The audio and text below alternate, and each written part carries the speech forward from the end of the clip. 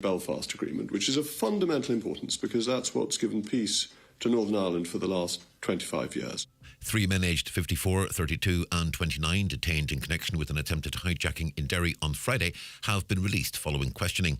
The attempted hijacking happened in the Hollymount Park area of the city at around 25 to 10 on Friday morning.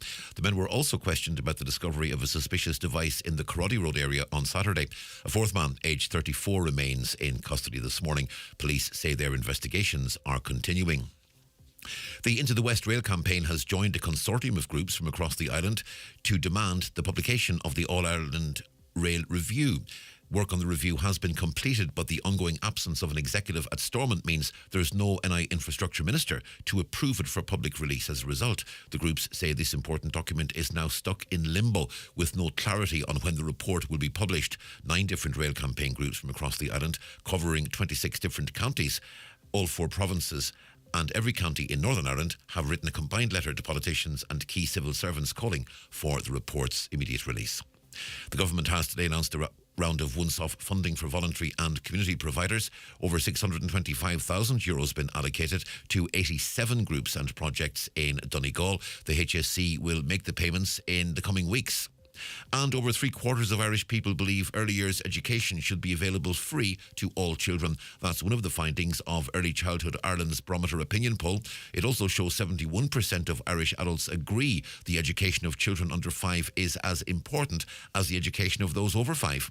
Early Childhood Ireland's Director of Public Policy is Frances Byrne. Early Childhood Ireland's Barometer is showing that Ireland is at an all-time high of support for high-quality early years care for our children.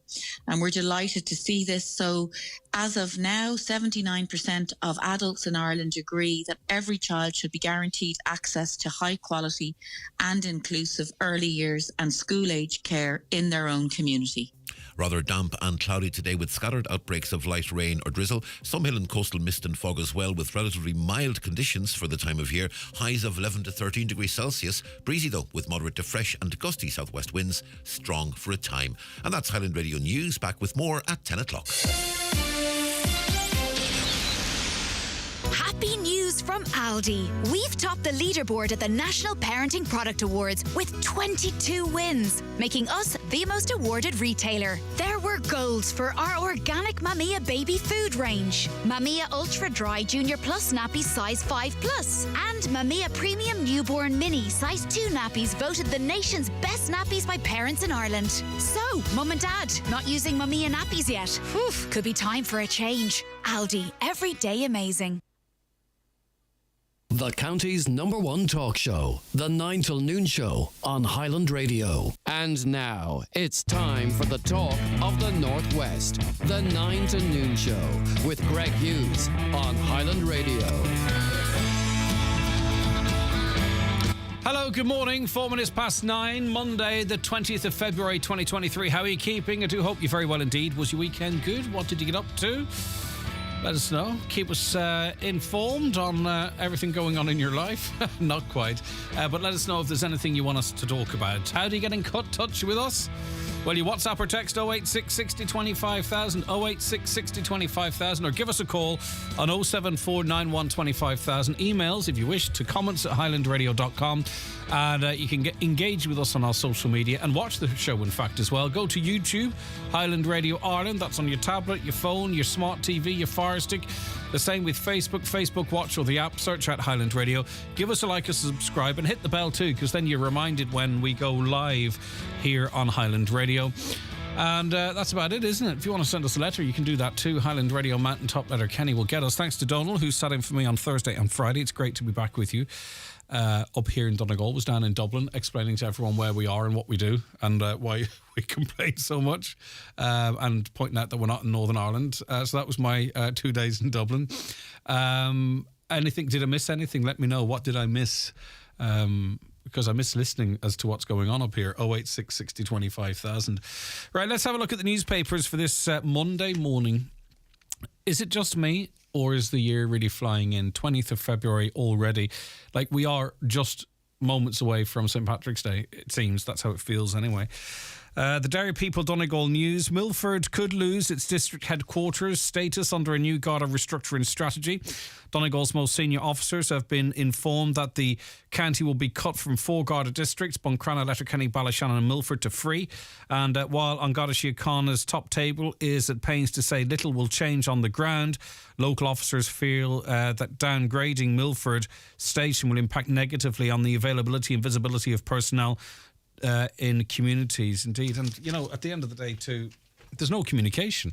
If they feel, you know, and we did have Drew Harris up here and he knew what was going on when he was up here, I'm sure, although he says it was a local matter.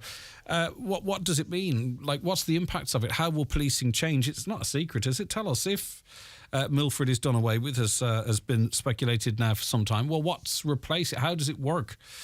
But there's not that level of explanation that I've heard anyway. The Derry News this morning, the Strathfoyle Greenway project on the outskirts of the city has received £109,000 from the British government's Levelling Up Fund. The fund's part of a total package of £1.3 million allocated to help councils across the north enhance green spaces in their communities. It'll fund 26 projects which will see the planting of trees, the expansion of paths and trails and the improvement of playing parks or play parks. On to the Irish Independent, and this headline really doesn't tell the full story. It seems positive on the face of it, and I'm not trying to be negative for the sake of it, but I'll explain as we go on. The first price cut in the cost of electricity can be revealed, a move that is set to pile pressure on the larger players in the market to reduce costs for households. Sounds good, doesn't it? Independent operator Pinergy has broken ranks to deliver a price reduction of 7.1% from the end of next month. You'd think, bills are going to come tumbling down, aren't they? Everyone's going to have to follow them. The problem is Pinergy is the most expensive in the market, and even after their 7.1% cut, they're still going to be way ahead of Electric Ireland, which has the majority of customers. Electric Ireland aren't going to look at and say, look, Pinergy have reduced their prices by 7.1%, but they're still more expensive than us. So hopefully we will, over the course of this year, sooner rather than later, see electricity prices come down, but it's not going to be because Pinergy, one of the most expensive in the market, has come back into the field. You know, this is like a horse that's running away with the Grand National and falls back into the field. It's not that it's, setting any fine example, unless I'm reading it wrong. It comes at a time when wholesale gas and electricity prices have plunged back to levels last seen before Russia invaded Ukraine.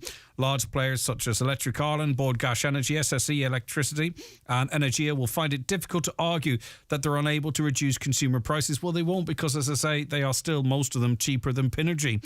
Households have been hit with brutal and persistent energy price rises in the past 2 years. Annual electricity costs for a typical home that we all have or live in, they've doubled to around €2,000. But please shop around. You can still go on to one of the switching sites, right? If you haven't switched for a while, and put in your details, and it'll tell you how much you can save. If you can't save anything, you've wasted 5 minutes on the internet. But if you've been with the same supplier for some time, please go on to one of those switcher sites and see if you can save some money, which will help pay for other things.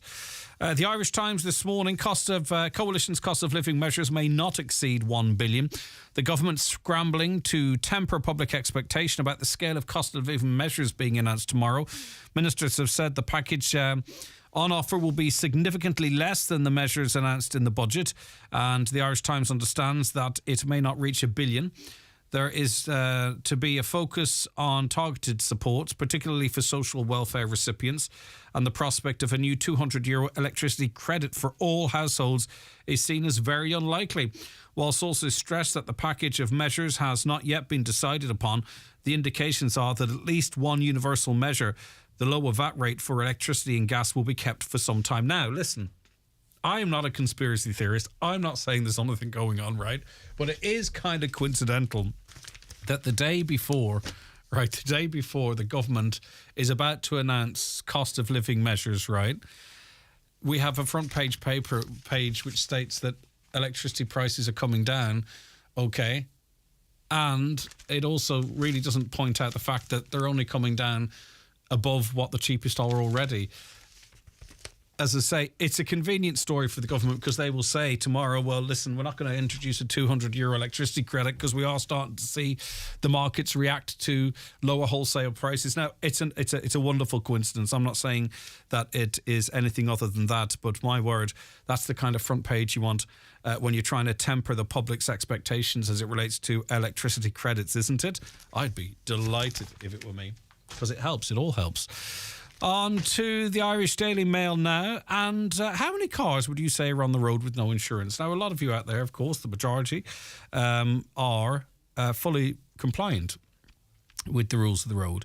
You know, there's lots of people out there on learners' permits that need their cars to get to the work, but they can't get a test, and they're not taking the car. The car's sitting outside the house because they're abiding by the law. But many people don't.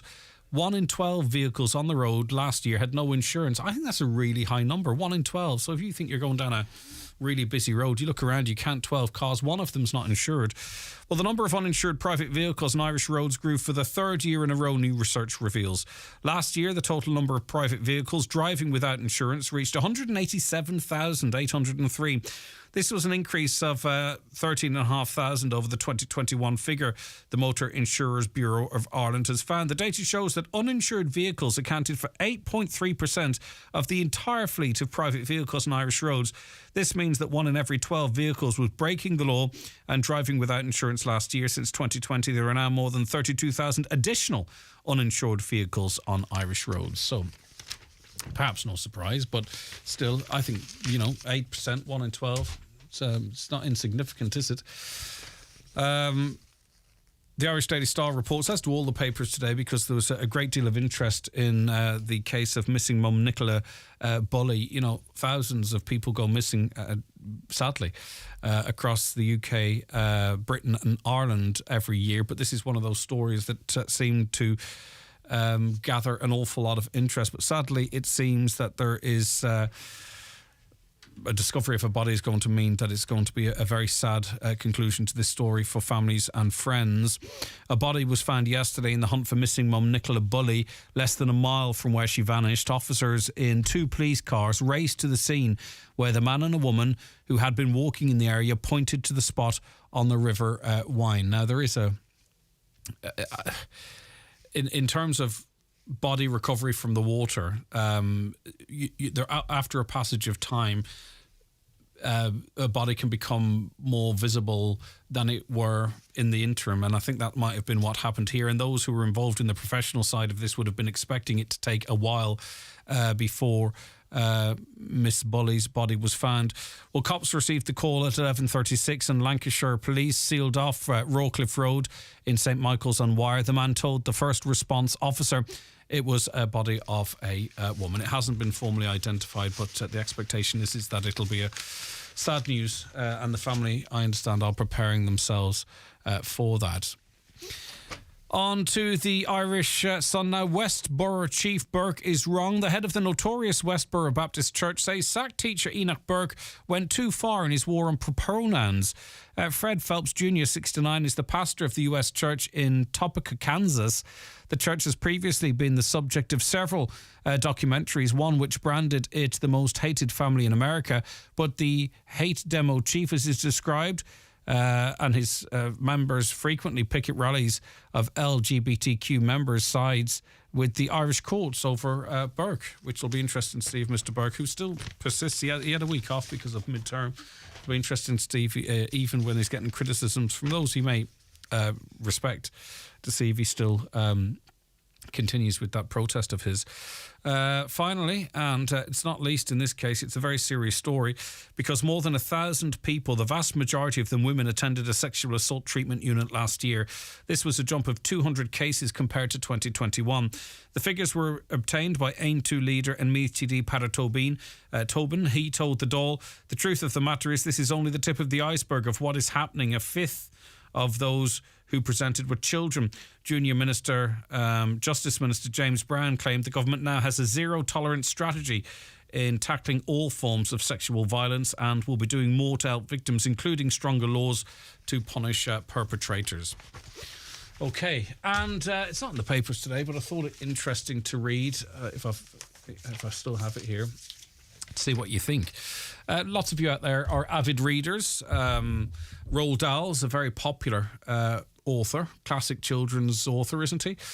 But it's British publisher of the Roald Dahl classic books has removed a lot of language. They've been rewritten effectively from works such as Charlie and the Chocolate Factory. Many of you read that growing up. Matilda, also a very, very popular book. And the idea is to make them more acceptable to modern readers. Now, this doesn't mean that old books with the old language are going to be burned at the stake either, by the way. So just to be clear on that, but I presume it's a new run with language that is more acceptable to some.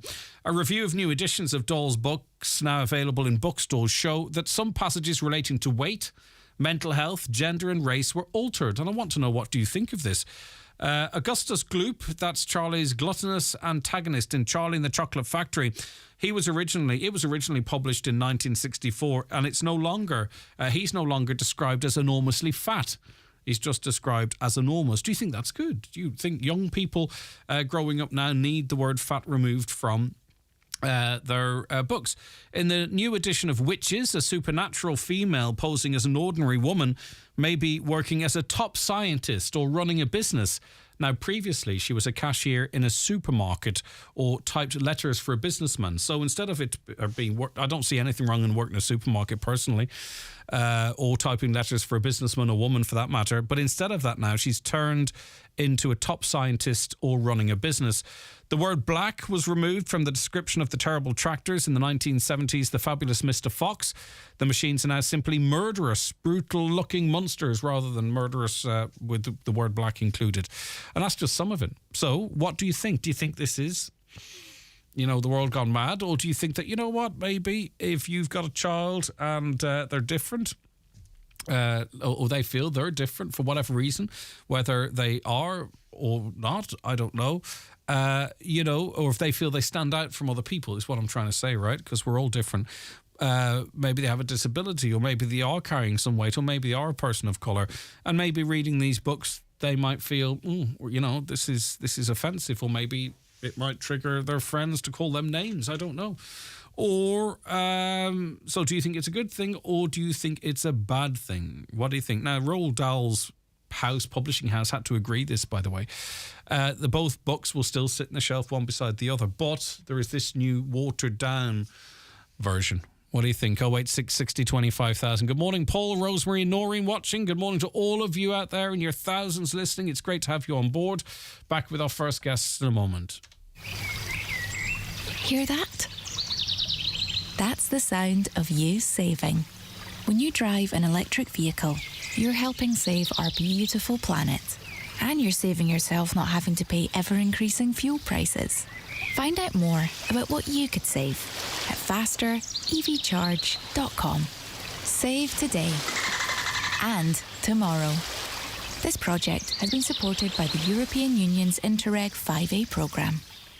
The great value menu at Kelly's Diner in Letterkenny is packed full of family favourites. Try one of the famous Jake's Burgers, a mouth-watering pancake stack, or an all-day breakfast. Bring a friend or bring all the family and enjoy the mid-term kids deal for just $6.50 with free ice cream to top it all off. Great food and great value at Kelly's award-winning diner, Mountain Top, Letterkenny. If I learned one thing in the last year, it's that falling into debt can happen to anyone. Luckily, I heard about the ISI, the Insolvency Service of Ireland. Their professional advisors can help you restructure or even write off your debt. The first thing they said to me was, every debt problem has a solution. I can still feel the relief. So if you're worried, visit their website backontrack.ie or free text Get Help to 50015.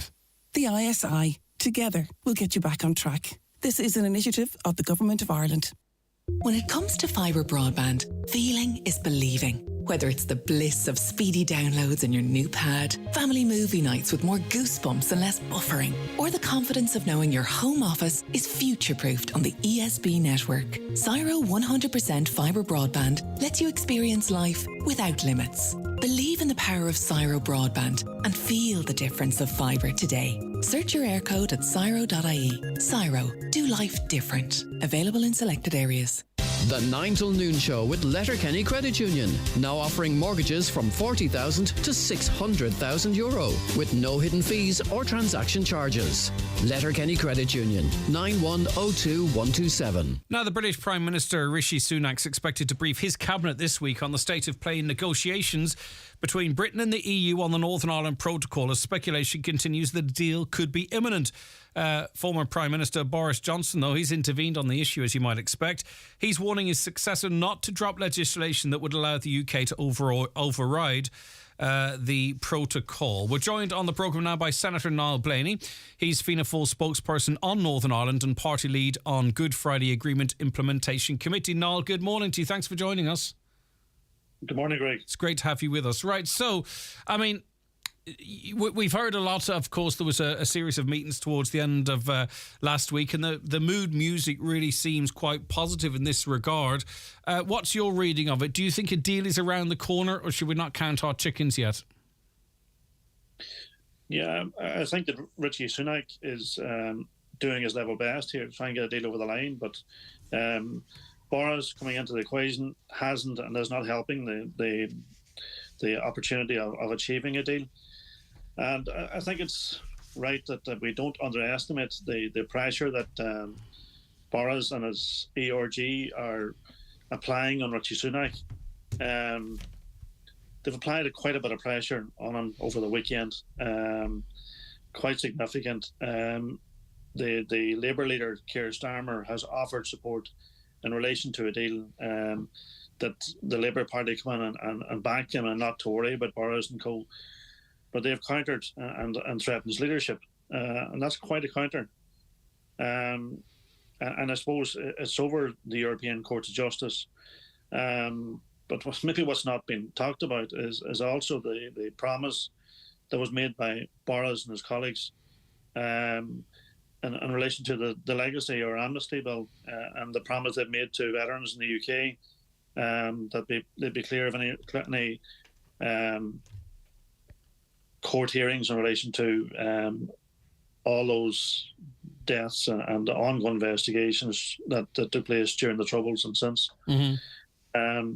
So, no, I don't think it's clear cut at the moment, Greg. I think the Prime Minister's under quite a bit of pressure. He wants to get this over the line. He's making an effort now to meet his cabinet and try and seek support for it, and I suppose assess it. So, yeah, it'll be interesting in a few days to see where it is. It's really a problem for the UK at the moment. I think we're near completion, but it's where the UK government are at and what support is on the ground from Mr Sunak, and I suppose he'll assess that over the next day or two. Yeah, and the big payoff here obviously would be to get a government back in situ in Northern Ireland. Now, the DUP have a series of measures of any deal before they'll re-enter government. Looking at what could be on offer, it's hard to see any of those deals or all of the deals or the red lines, being met. So it is going to require really the DUP being able to sell this to their members. As you know, we got it 80% over the line or 85% over the line.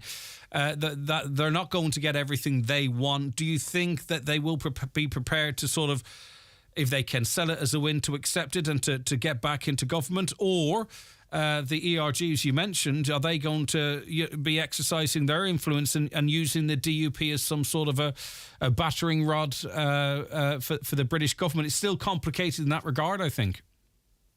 Well, I suppose you're right, Noe, because it's the ERG and some of the Tories that are pushing out the 7 items that the DUP wanted. The DUP haven't come out and said it in the same terms as some of the Tories are suggesting. I think the DUP will get most of what they wanted if this agreement gets over the line. And I think they can sell it to their people. Absolutely. You may see the protocol disappear from all this, and whatever agreement is reached, it all be put into the new agreement. I don't believe checks have to take place on the ports in Northern Ireland. They can take place in the UK, but those goods that are coming from the UK to Northern Ireland have to go on to the Republic. There's ways and means of working all these things out. The bit in relation to the European Court of Justice may be an issue. I can't see how we can do away with that. It's just not possible, and have trade coming in from the EU freely. So that one's going to be an issue. But at the end of the day, if they have 6 out of 7, I think they'll be doing particularly well. And no one's going to admit it, perhaps, and you can't please all of the people all of the time. But if this is gotten over the line, Northern Ireland will have its government in place, and it will be in this very strong position of having, unfettered access to the EU market and, free movement between Britain and Northern Ireland. And I mean, it positions it in a really quite, useful place in terms of, potential development, investment and what have you. Like, a year down the road, if they can get it over the line, get a government back in situ, this could be very good for the people of Northern Ireland. And hopefully then there's a bit of radiated good news for us here. Yeah, absolutely. Like, if you take since this all started, trade north and south and from Northern Ireland into the EU has just exploded. The people of Northern Ireland are starting to feel that effects. The economy is going really well, while the economy across the water is in recession. So what's happening in the moment is really good for the Northern Ireland economy. And then moreover, as you say, getting a government in place, starting to make Northern Ireland work again. There's awful turmoil in Northern Ireland at the moment. And it's really important that first of all, as you say, Stormont gets up and running. But then we get to work on the institutions, north and south, to make the all-island economy work, to get all elements of the Good Friday Agreement back on track. And maybe you're then in a position to start talking about our future in this island, to make the all-island economy work in a more streamlined way, to maybe start looking at sharing this island and there. And it can't be forgotten that we are, reaching the anniversary of the Good Friday Agreement, and it's very easy to forget sometimes, or for some, or if you're not aware of a certain age, to where we are now compared to where we were, and it's as a result of that. And I think it'd be quite fitting if there was some sort of pathway to sharing power in a form by way of government in the same year as we celebrate that important milestone of that important agreement. Yeah, it's funny. I was at Bertie Ahern's first talk last Thursday night week in Dublin, and he shared with us that he was very optimistic that the next 3 weeks will be crucial in relation to Northern Ireland. Nobody's seen this coming, but he did. And I suppose the Good Friday Agreement, he played a very big role in relation to that. Moreover now, he is still very much involved. He was in Northern Ireland last week, and I think we need all arms in society pushing this in the right direction, being positive, and getting the best outcome for the people on the ground in Northern Ireland and for the economy of this island. I mean, obviously, it's just the nature of the way things work now. Since he was re-entered the party, we're hearing an awful lot from people, his detractors, people who maybe are anti-Fianna Fáil, anti-Bertie Ahern. Some of them very obviously very justified in their views. But from a party's perspective, broadly welcomed by Fianna Fáil members, perhaps recognising his contribution, perhaps feeling that, if there were a price to pay, that price has been paid. And what is the sense within the party more broadly with Bertie Ahern now back being a member of it again, Niall? Well, I suppose, Greg, as the person that proposed the parliamentary party, it was never necessarily about Bertie Ahern, but what Bertie Ahern brings to the table, to the equation. He is so highly thought of among all political parties in Northern Ireland. He's held in such high regard. He still has his finger on the pulse. There's a number of foreign politicians across all parties in Northern Ireland that meet with him on a monthly basis, and they're constantly working behind the scenes to unravel any, I suppose, tensions that exist from time to time, and they do what they do to calm things down. If we get to the stage where we can have meaningful negotiations on sharing this island, he will be pivotal. And as from my perspective, and I'm representative in Donegal, the one thing that has, I suppose, held us back as a county has been the border. And I think there's real potential for the island to move on, to start sharing the island, to become as one, and start a bit of understanding. Go back to, as you mentioned, the Good Friday Agreement. I suppose the one thing that was brought to the table during that was a bit of respect and openness, and the relationships were built. It didn't matter what side of the equation you're on. If you're a unionist, nationalist, Catholic or Protestant, you came to the table and respected everyone around the table. And in that manner, that's where politics works best. All right, listen, thank you very much for your time this morning. We do appreciate your insight on these matters as well.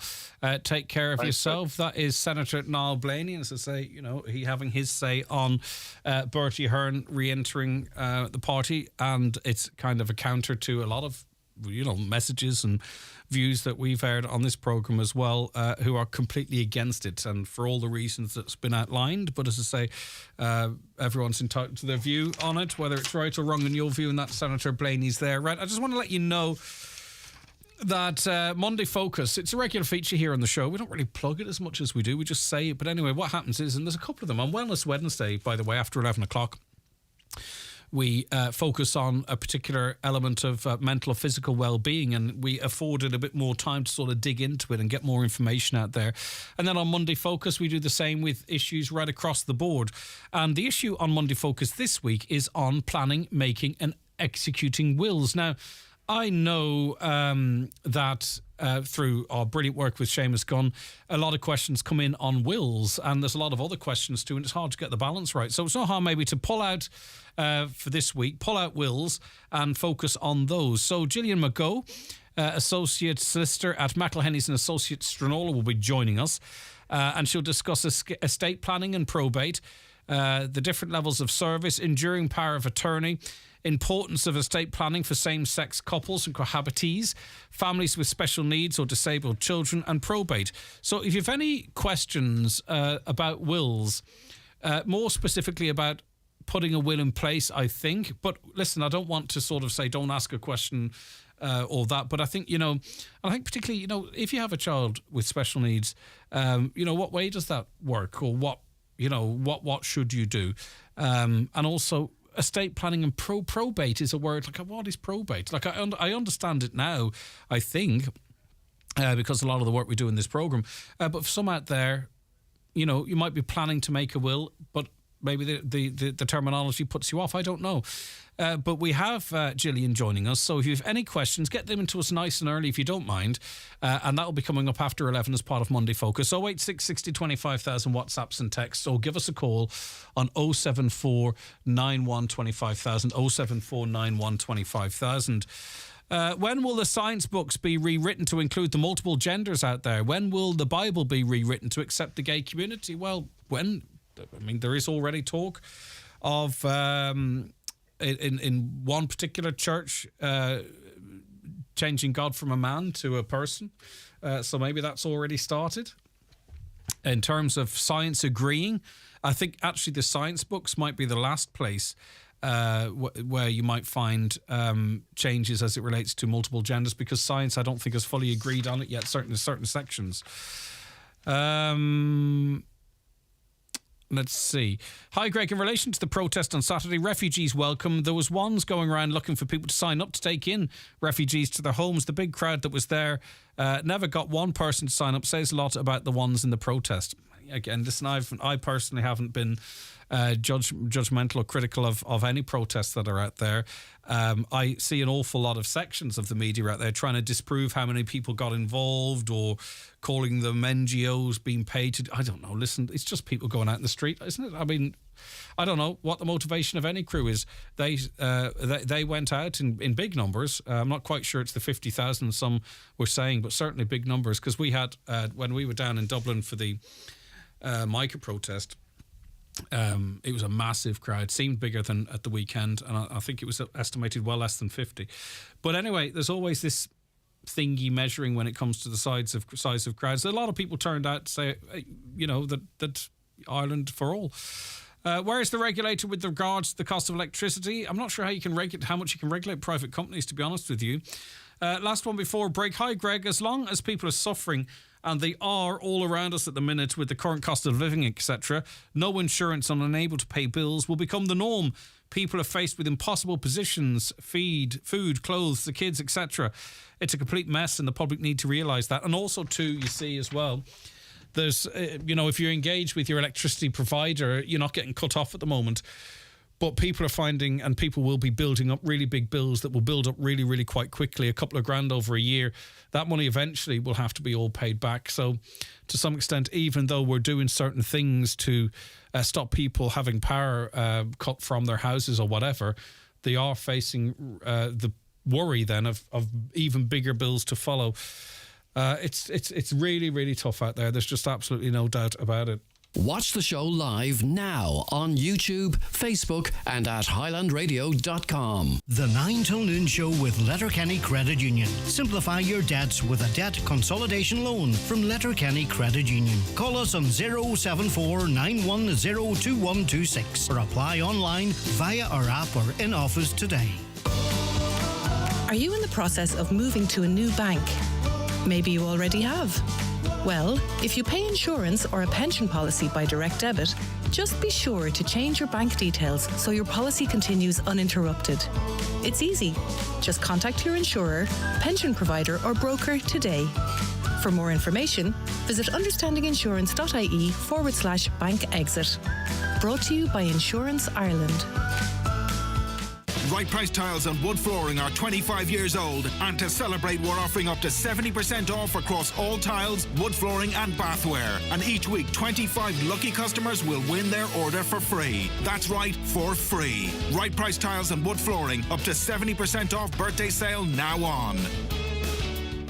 At Shannon Airport, we know what makes a dream holiday.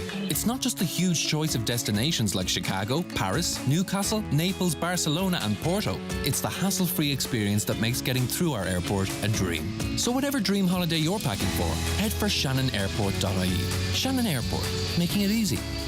Attention all home and business owners. Are you looking for the best value for money when it comes to plumbing and tile solutions?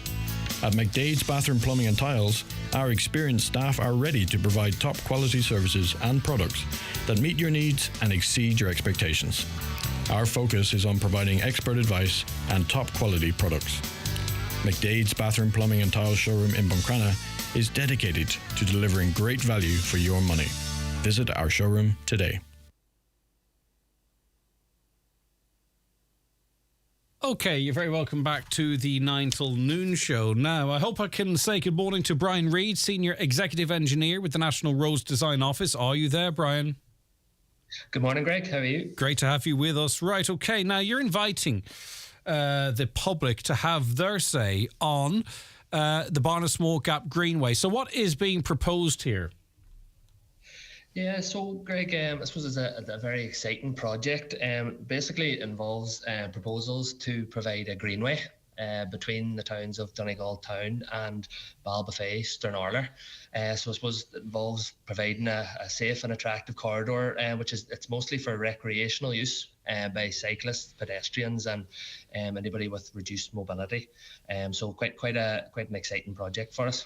Yeah, and in terms of the public input into this, what is the public's role? I mean, obviously it's always good to consult with the public and let them have their say, but in terms of what form this could take, what might we have influence on? Yeah, so really important role, Greg, there. So I suppose with the project, we're very much at the initial stages of it. So we're just identifying a study area for the project and any of the constraints and opportunities within that. So the point at the minute, we're having our first public consultation. So we're very much just introducing the public to the project and then getting their feedback on any constraints or issues or potential problems within the area or other opportunities or benefits for the project as well. And that will feed into the project then and help inform the development of it going forward. So very much trying to get the public's opinion on it, on what we should do, and feed that into the process then. So a very important part of the process. Yeah, indeed. And the whole process is important. We are at the beginning of it, though, the early stages of it, aren't we? Yeah, very, very start of it, Greg, pretty much. So we don't have any routes or options decided at the minute. It's very much just a big circle on a map between Donegal Town and Ballybofey Stranorlar, and then we'll look at everything within that and get all their feedback, and then as we go into the next stages, then start defining it down and picking routes in that next. So yeah, very, very start of the development. Yeah, and I mean, even in terms of the practicalities of it, I mean, the obvious thing here is that, you know, you follow the rail track, but maybe it's not as obvious, but that's pretty perilous, you know, to make that safe and to make that protected from people falling from a great height, which might not be realised from the road. You know, even what might seem obvious might not be doable, or it could be incredibly, incredibly expensive.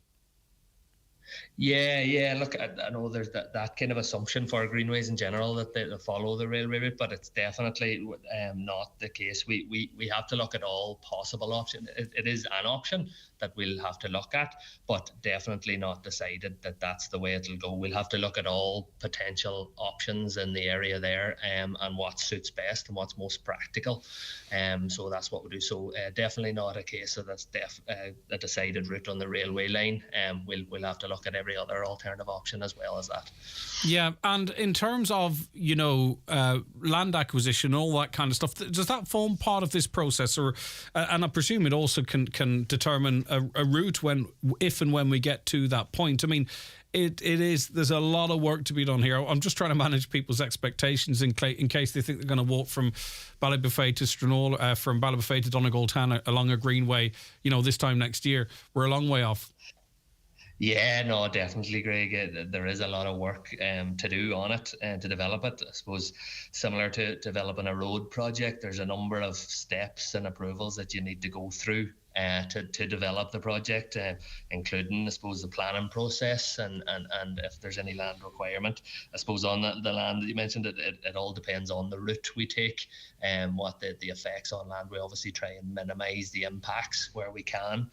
Being a greenway, there's a code of practice for developing greenway projects, and there is an onus there in trying to stick to state-owned or controlled land where we can.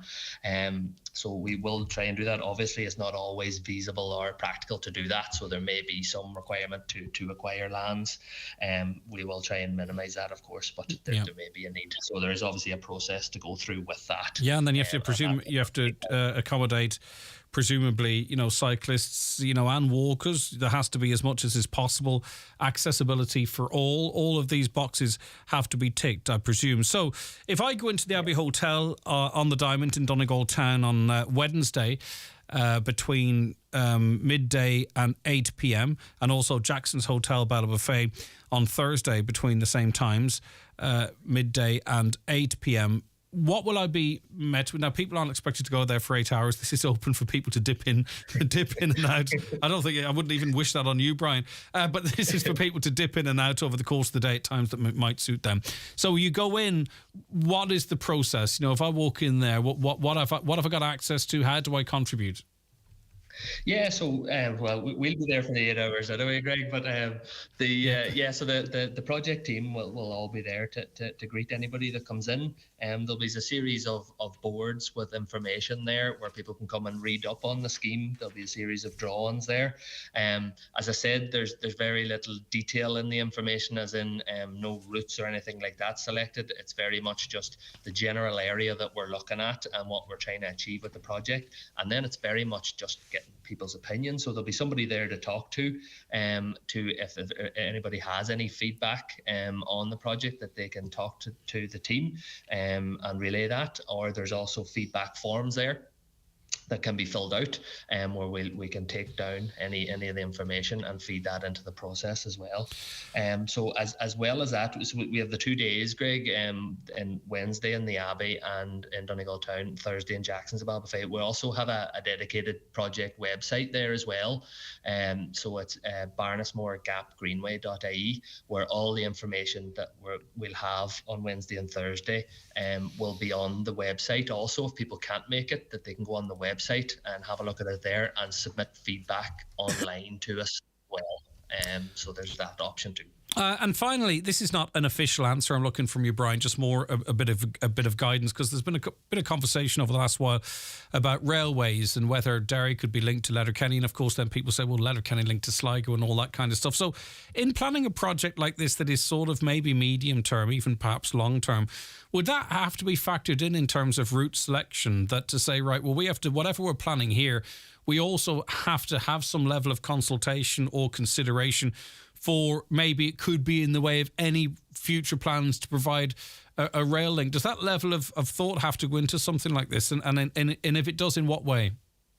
Yeah, I suppose it all forms part of the process, Greg. I suppose I can't really comment on whether or not there'll be a rail provided in the county. But as part of the process for the project, we do have to consult with all the relevant bodies, rail being one of those, of course. So we'll consultant with all those bodies to I suppose, make sure we're abreast of any plans or anything like that as we develop that we need to be aware of, so that we're not affecting anything else or anything else isn't affecting us negatively. So that does form part of the process there to inform. All right, that'll be interesting. It'll be interesting to hear what they say. If you want to let me know.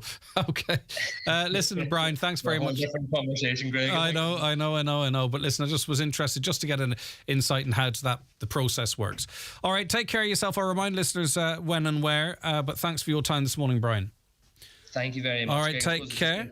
Encourage anybody that has an interest in the project just to come along and have a chat to us if they can. It'd be great to get as much feedback as we can. For sure, agreed. Okay, 2 in-person public consultation events taking place in the Abbey in Donegal Town, Jackson's Ballybofey. The Abbey, Wednesday between noon and 8 p.m. Drop in any time between those hours. Jackson's, Thursday between noon and 8 p.m.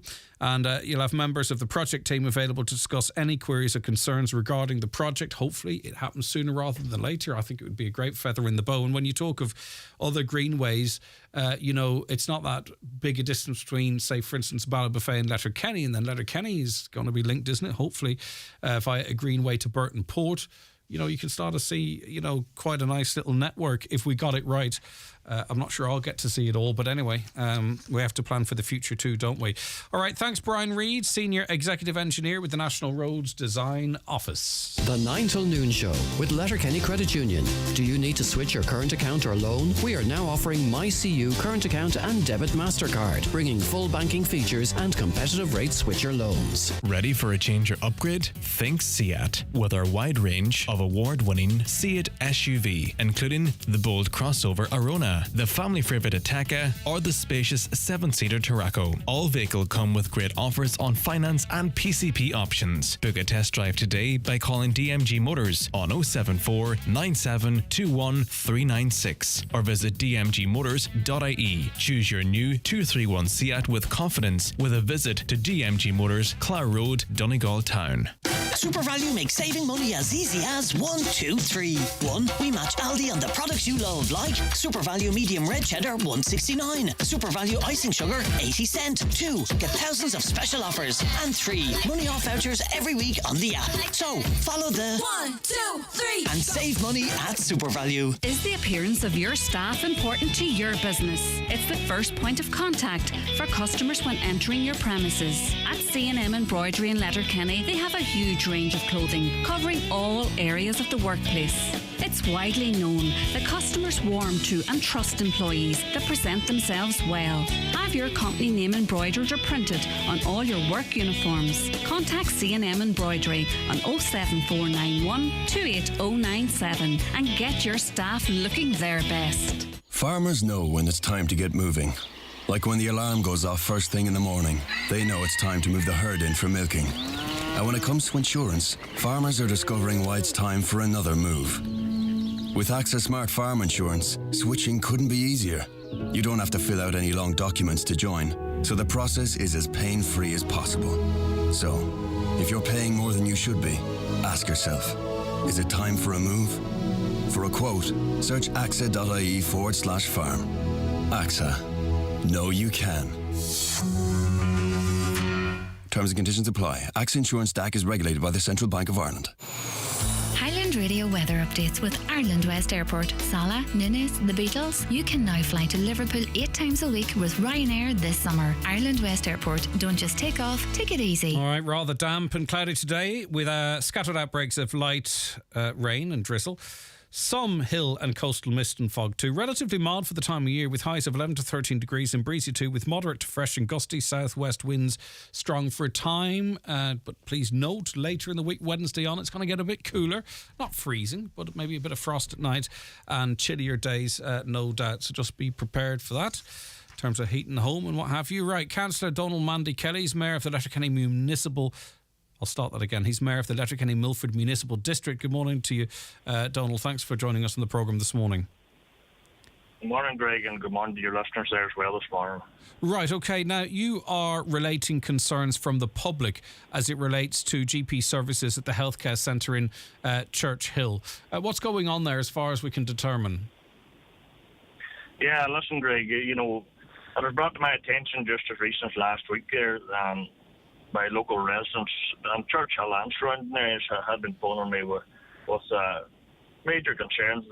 There has been no GP in Churchill Health Centre now for the past 18 months. It's very alarming for Churchill Village and the surrounding areas as well, because we all know that this is a vital service, and especially in this area, can't lose this service, and it's something that I'm eager, Greg, to lobby on to ensure that this service remains in Churchill, because this service has been in Churchill for decades, as long as I can remember, and way back long before that. And local residents have contacted me and they're very concerned about this. And as we know too, Greg, and I suppose in recent years especially, a lot of villages, especially throughout rural Ireland, have lost a lot of very important and vital services. And, Churchill is one of them. A number of years ago, they lost their Garda station there. Only in recent years, then they lost the post office, and it's looking now like they're losing their GP service, where it's at risk anyway. And it's something I'm not willing to sit back and let happen, Yeah, looking at the timelines here, is this an example of a service that was adjusted because of the pandemic but has now become the norm?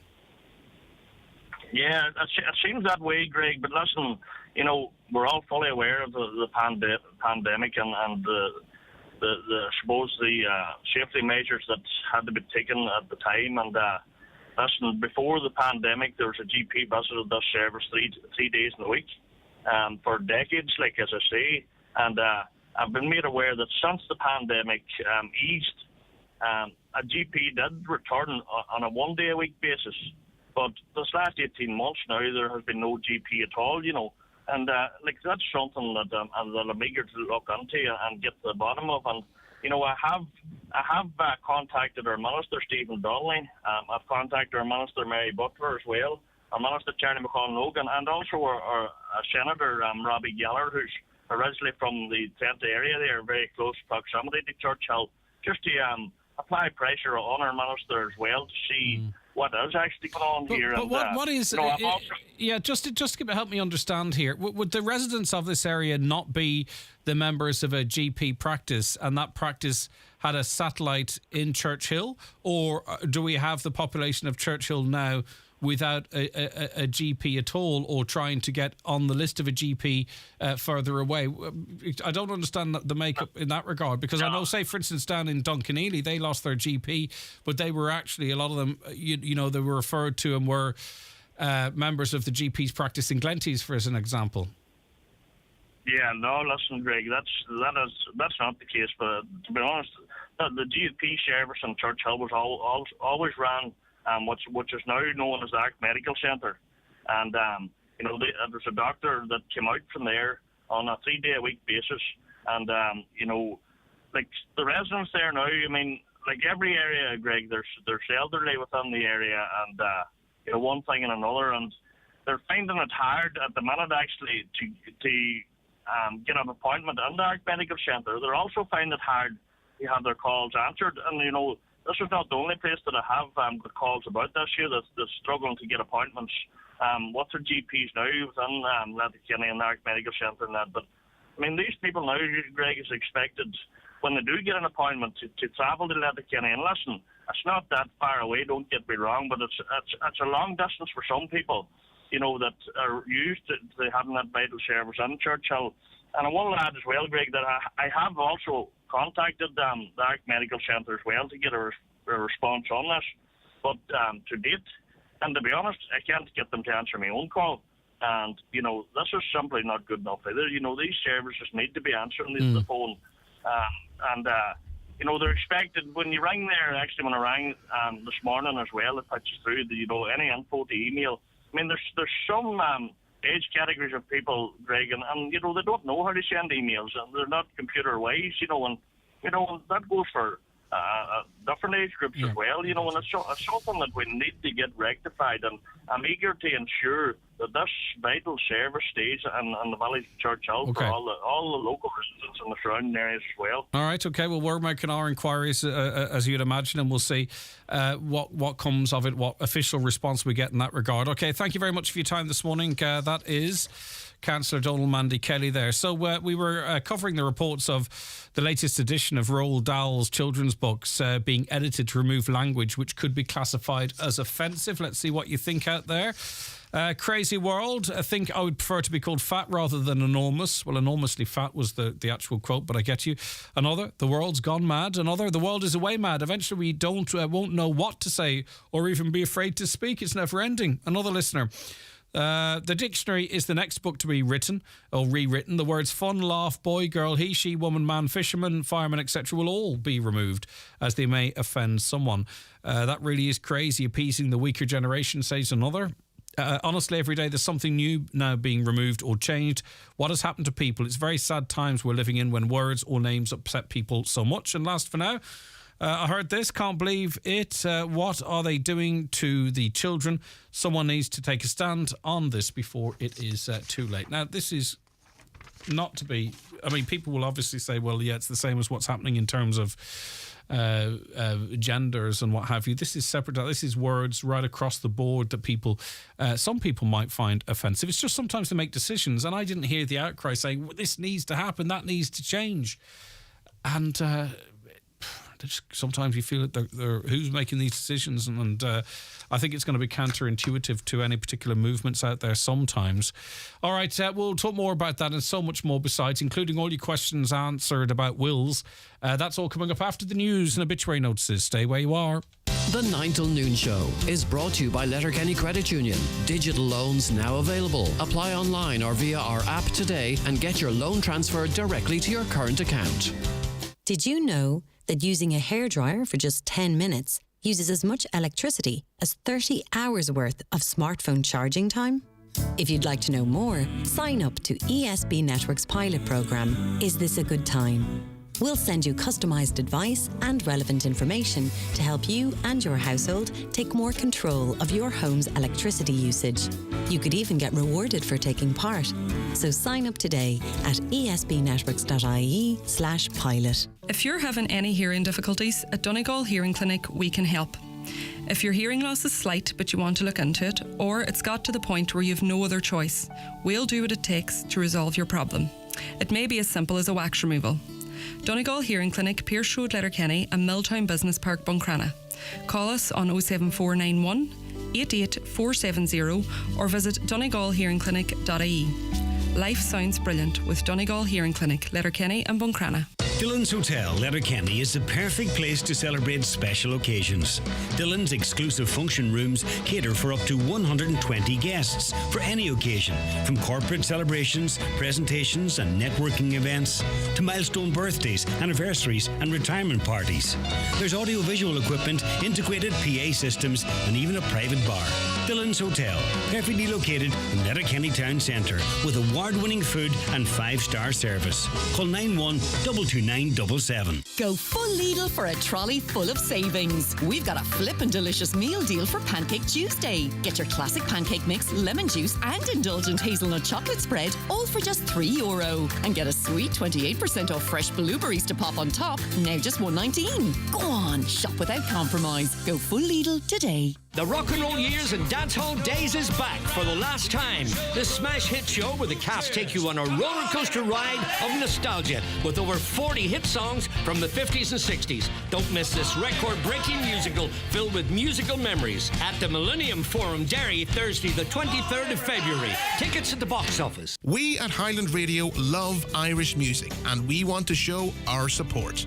Throughout Irish Music Month this March, in partnership with Hot Press Magazine, we're asking you to support the Irish musicians, artists and bands who make every party, every drive home and every day magic.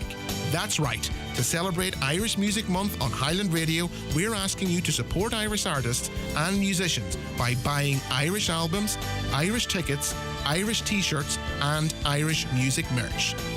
Irish musicians have shown that they are right up there with the best in the world, so let's support them by buying Irish.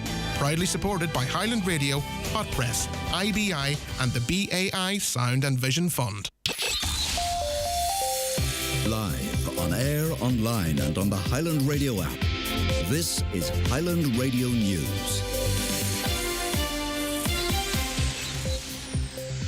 Good morning, it's Donna Marie Doherty with the news at 10 o'clock.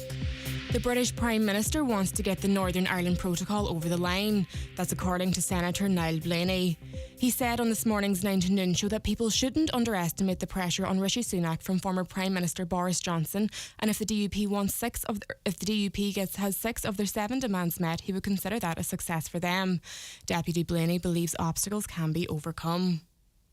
We're near completion, but it's where the UK government are at and what support is on the ground from Mr Sunak, and I suppose he'll assess that over the next day or two. I don't believe checks have to take place on the ports in Northern Ireland. They can take place in the UK for those goods that are coming from the UK to Northern Ireland to have to go on to the Republic. There's ways and means of working all these things out. The bit in relation to the European Courts of Justice may be an issue. I can't see how we can do away with that. It's just not possible, and have trade coming in from the EU freely. Meanwhile, the Taoiseach met with the EU's chief Brexit negotiator last night amid speculation a deal on the Northern Ireland Protocol could come within days. Micheál Martin also met the British Prime Minister over the weekend, although Rishi Sunak says an agreement is by no means done. He'll have to win over Eurosceptics in his own Tory party, as well as the DUP who have collapsed the Stormont Assembly. Brexiteer Jacob Rees-Mogg says they're well within their right to have done that. I think the DUP has set out the right test as to whether a new agreement is in line with the Good Friday Belfast Agreement, which is of fundamental importance because that's what's given peace to Northern Ireland for the last 25 years. 3 men aged 54, 32 and 29 arrested in connection with an attempted hijacking in Derry on Friday have been released following questioning. The attempted hijacking happened in the Hollymount Park area of Derry at approximately 9:35 a.m. on Friday morning. The men were also questioned about the discovery of a suspicious device in the Corduroy area on Saturday. A 4th man, aged 34, remains in custody this morning. Police say their investigations are continuing. The Into the West Rail campaign has enjoyed a consortium of groups from across the island to demand the publication of the All-Island Rail Review Report. The ongoing absence of an executive at Stormont means there's no Northern Ireland Infrastructure Minister to approve for public release. And as a result, the 9 groups say this is an important document now stuck in limbo with no clarity on when it will be published. Donald Kavanagh has more. Into the West, which represents rail campaigners in Derry, Donegal, Tyrone and Fermanagh, has joined 8 other bodies from all over the island, both north and south. The All-Island Strategic Rail Review process was announced jointly in April 2021 with the brief of considering how the rail network on the island could improve to promote sustainable connectivity, enhance regional accessibility and support balanced regional development. There were 8,000 contributions from people and community organisations from all over the island, keen to highlight where rail should be improved and extended. A number of those submissions came from Donegal and Derry. The group says the report needs to be published so it can be implemented by April.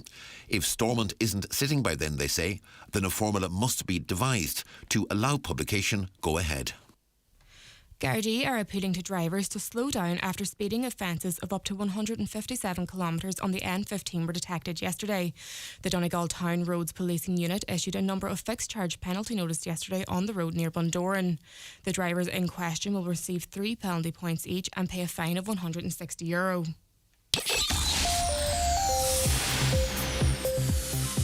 And now for weather, rather damp and cloudy today with scattered outbreaks of light rain and drizzle. Some hill and coastal mist and fog too, relatively mild with highs of 11 to 13 degrees and breezy with moderate to fresh south gusty winds strong for our time. That's all for now. We'll be back with more headlines at 11 o'clock.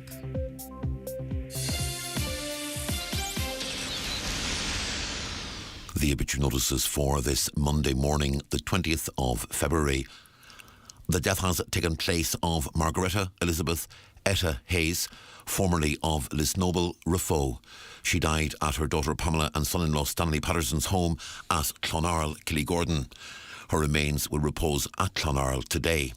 Funeral from there tomorrow afternoon at 1 o'clock for 2 o'clock funeral service in St. Eunan's Cathedral, Rafo, followed by burial in the family plot in the adjoining graveyard. House private pleas from 10 p.m. to 10 a.m. and on the morning of the funeral. Family flowers only pleas, donations in lieu if desired, to St. Eunan's Cathedral Church, care of any family member or Terence McClintock, funeral director. The funeral service can be viewed live on Craig's Media Facebook page. The death has taken place of Patrick Logie McGee, Lunya Beg, Derry Beg. His remains are reposing at his home. Rosary tonight at 8 o'clock with house private afterwards. Funeral Mass tomorrow morning at 11 in St Mary's Chapel, Derry Beg, with interment afterwards in Maharagalan Cemetery. The funeral Mass can be viewed live on Kieran Rorty, Funeral Director's Facebook page. The death has taken place of Dennis Doherty, Crora Kuldaf. Dennis's remains will repose at his daughter Yvonne's home at Bunagee, Kuldaf, from 4 o'clock to 7 o'clock this evening. House private please outside of those times. Funeral Mass tomorrow morning at 11 in St Mary's Church, Buchan, Kuldaf, followed by burial in the adjoining graveyard. The Mass can be viewed live on the parish website. And the death has taken place of Bridget Bridie MacDonald, née McNally, 3 Trees, Quigley's Point. Funeral Mass this morning at 11 in Sacred Heart Church, Muff, followed by burial in the adjoining graveyard. Bridie's funeral Mass can be viewed live on mcnmedia.tv. Family flowers only please, if desired, donations in lieu to the Donegal Hospice, care of any family member. For more details, including any family health guidelines for wakes and funerals, please go to highlandradio.com.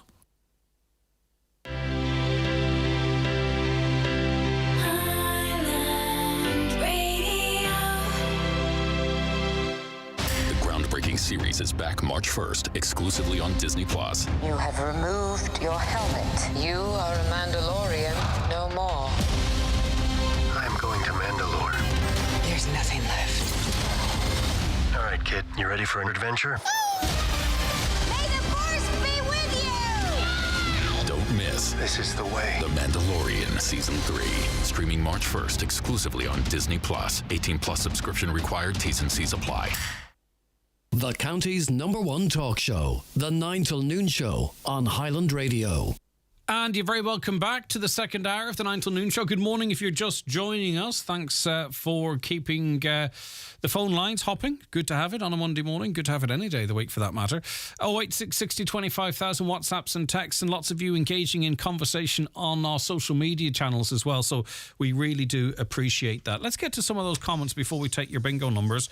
Hi Greg, can you check with Donegal County Council to see when they'll be able to fix the back of Outgrow Road? There are around 6 sections of the road that have deteriorated and are unsafe. Large potholes are appearing again and loose chips all over the road. It needs to be done as a matter of urgency before someone's badly injured or worse. Thank you. And it's not just that road. There are roads all over the county which seemingly already in not fantastic condition, some would argue, that took a terrible hammering during the cold spell. But of course we'll make inquiries on your behalf. The world has got too sensitive, says a caller. If you don't want to read the word fat, don't read the books. Books that are already written should come with a trigger warning on the back of the book containing offensive words. They shouldn't be editing anything. Have a trigger warning instead. But are we at the point where the word fat is actually a trigger? I mean, even by me saying it now, that I'm saying it on the radio, really by rights, if we were to follow the example of what's happening in editing those books, that's a word that I should be avoiding saying out loud now, isn't it? Or bald, for that matter, just so, or whatever it might be. More of your comments here. This is so wrong. I have a child doing her junior cert and the teacher wouldn't read certain words because they weren't PC or they were considered triggering. But in all honesty, the phrasing and language of these books just speak to the times in which they were written. Let me put it to you like this, because I heard of another example whereby there was a book being done for, I'm not sure if it was the junior cert, but it certainly was one of the exams, and it has quite a lot of racial language, very strong racial words in there, the N-word for an example. And it was read by the teacher in the class, and within that class there was a couple of students of colour. And it wasn't just they that felt uncomfortable, because that word wouldn't really come out of a lot of young people's mouths, because they'd be more sensitive to other people's feelings, I think, for right or wrong, some might argue. And the kickback for that teacher in question wasn't, from the woke mob or whatever you want to call them. It was actually from the students in general, that they felt uncomfortable that this word was used in front of their classmates. So I think sometimes maybe there's an awful lot of adults like us saying, oh, we don't want to be doing this, or the world's gone crazy, and we'll all be pushing up the daisies. And it's not really us that's going to decide the future. It's going to be younger people, and I just wonder what they think coming through. It's not our world. We're a lot of us, how long will we be around? We hope for a long time. But yourself, what I'm saying is the world is changing, but not for us. It's changing for whomever comes behind us. Are we the best place to judge it? It's a question, not a statement.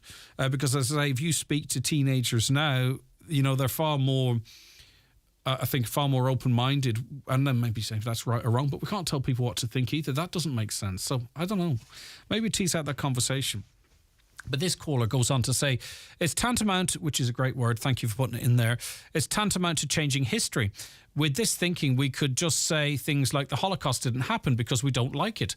It's PC gone mad. Also, at the end of the day, these are children's books. There's nothing that bad in them. How many children have read them to date, and all the books have done is enrich their lives? Another no. That's just a fat load of mad craziness. Roald Dahl was a genius, and any changes to his work is nothing short of desecration and vandalism.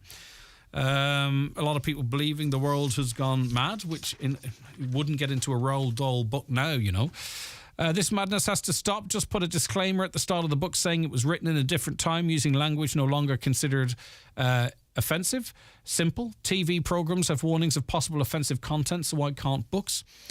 But are we going to whitewash the language to the point whereby the word fat is actually seen as offensive? Like, are we accepting that the use of that word? Because Taylor Swift recently released her song, and I think it was a scene in the video where she looked into a mirror and appeared larger. Now, this is her story about her mental health, about the challenges of being a young woman in the modern world. And you would think Taylor Swift has it right on. She's not going to offend anyone. But she had to change the video, if I remember correctly. No, sorry, she looked down at scales and she stepped on the weighing scales and they went up to fat. Now, I thought really what Taylor Swift was doing there was maybe giving a voice to a lot of people, not just young girls, but a lot of us who, you look at what's on the scales and maybe you don't see exactly what's there, or you judge yourself very harshly, you're ashamed or upset with your body. And I think that's just what she was representing, but that was flagged as being offensive to some people. So even those who you might think are fully awake, let me put it like that there, can get shut down and cancelled very quickly. Another caller says authentic literature should not be adapted for modernity. Keeping all our originals could be worth a fortune. Another, I think the world has gone into an identity crisis. It's bloody stupid the way things are going. But look at, as I say, I think things maybe are moving too far too fast. There is a massive pushback, and I think maybe the world might be a slightly different place for right or wrong again in 5 to 10 years. Someone said the other day, you can choose to be offended. How true. So many people choose to be offended, and for some reason their opinion is the only one that matters. Can I choose to be offended by people who say there are more than two genders? Well, of course you can. Everyone can have an opinion. I think when it comes into people's rights, I mean, I personally, if someone wishes to identify an adult, wishes to identify as an agenda, as as a gender different to which they were born. I don't have no problem with that. That's up to them. They're not harming anyone. That's their life. I don't mind if they want to call me a certain thing. Like, I walk to someone and ask them what's their name, and whatever their name is, I call them by that. I don't mind. That doesn't bother me. It doesn't impact on my life. So I don't know how that ties all into this argument, but anyway. Morning, Greg. Dr. Farrelly came to the Garda station in Churchill upstairs a long time ago. It was then changed to Wilkie's Bar, then on to where it is now because of the stairs being too much for older persons to climb. I'm from Trenta, and it was brilliant because I didn't have to run to town, Letterkenny, I presume, sit half a day in there. We need the service back in Churchill, doctors. Thanks from Primrose. We're going to get an answer, hopefully, for you on Primrose in relation to that. I phoned for an appointment on Monday, did not see the doctor till Friday. It's a joke. Okay, still ongoing, that, isn't it? Cost of living doesn't affect refugees. Free housing, no electricity bill and vouchers for food. Working or not working in this. Is this happening, or am I misinformed? Am I being racist for asking these questions? No, I mean, it's ridiculous to suggest you're being racist. Of course you're not. I believe most of the new contracts are room only, so I'm not sure how things are changing. There's a time limit being put on the supports that are in place for people arriving here, so things are changing in that regard. Where we're at in that process, I'm not sure. Like, an awful lot of people, for instance, who my understanding is that are taking up homes and what have you, they have to pay all the bills. The state doesn't. They have to pay the bills, the electricity, the oil, whatever it might be. If they're living in someone's house, under this €800 a month scheme, they have to meet their own costs. It'll never happen. This is the Greenway, is it, through the gap? It'll never happen. We need another bridge out of Letterkenny. It would be money well spent. No more spin from people with ideas like this. Okay. Greenways are a fashion. It'll be grown over in 10 years. So they've destroyed the gap with pylons, power lines and turbines. Who'd want to cycle through that? It's still beautiful, though. I know the wider point you're making, but it is still beautiful. Oh, Greenways. I mean, like, you look at Mayo. Caroline's goes down to Mayo. Greenways, I think, are huge business down there, huge tourism. We have the most beautiful county. Lots and lots of people want to walk and cycle through it. I think Greenways are really positive for our tourism project, our tourism future. But anyway, there's always going to be competition, isn't there, for money. If you owe 9.6 million, you get it written off like DJ Carey. The more money you owe, it seems, the better you're in. I remember I owed 3,000. Well, actually, I think it was 1,400 euro to a credit card company. I think it was MBNA. They were based out of Leitrim at that time. And I was persecuted, absolutely. My life was a misery with phone calls. And it kept going up and up and up. And I simply hadn't the money to pay it. 3,200 euro, I think it ended up. And I'm telling you, this was a massive amount of money. And I just had no way of paying it. And the phone calls and the ringing and the calls and the letters, my anxiety, I already suffer very, very badly with anxiety. And it was just, it was very, very, very, very difficult. Small scale compared to what some of you out there are going to. I understand that. But eventually, I think, if I'm not mistaken, I had to get a loan. However, I got that for 3,000 euro. I got 200 euro written off. And that was the end of that. And then I ended up paying the loan back for 5 years or something like that there. And then you read people who owe millions upon millions upon millions and they get it all written off. The AIB, that's at least part owned by the state, isn't it? And I don't know. It just is, it's a crazy world. The more you owe, the bigger chance you are, the better you get off. If you're low level like us and, you've a little bit of debt, even a debt to the hospital, the phone calls, the letters, the persecution. But if you owe millions, no bother. Go into a little meeting and see what's what.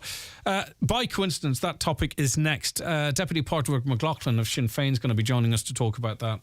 It's time for NCBI Bingo on Highland Radio. It's Monday the 20th of February. You're playing on the green sheet. The reference number is S16. It's game number 8. The numbers are 13, 50, 76, 42, 2, 65, 4, 71, 7, and finally 87. Phone your claim to 9104833 before 8 tonight, leaving your name, contact number and the name of the shop where you purchased your book, and we'll call you back the next working day. Get all your NCBI bingo information at highlandradio.com. If I learned one thing in the last year, it's that falling into debt can happen to anyone. Luckily, I heard about the ISI, the Insolvency Service of Ireland. Their professional advisors can help you restructure or even write off your debt. The first thing they said to me was, every debt problem has a solution. I can still feel the relief. So if you're worried, visit their website backontrack.ie or free text Get Help to 50015. The ISI. Together, we'll get you back on track. This is an initiative of the Government of Ireland. The world awaits you. Make that dream your next adventure. Cruise the Caribbean. Sail from Crete to Corsica. Soak in Santorini sunsets. Dine on the shores of the Indian Ocean. Stroll through cobbled streets for hidden gems, or bring the little ones to a magical wonderland. Trust the award-winning Atlantic Travel to guide your next adventure. Step through our doorway to the world. Atlantic Travel, Letterkenny. Clear Mobile has 99% 4G population coverage. So where are people going? Out west with 4 bars and all. Dublin, outside of Dublin. Longford, Waterford, all the Fords. Amazing coverage with unlimited calls, texts and data from a pretty smart $12.99 a month. But hurry, limited time offer. Clear Mobile. You clear yet? 30-day contract. Activation fee and fair usage applies. Max data speed 5 megabits per second. $12.99 subject to eligibility. Offer ends 28th of February 2023. See clearmobile.ie for terms.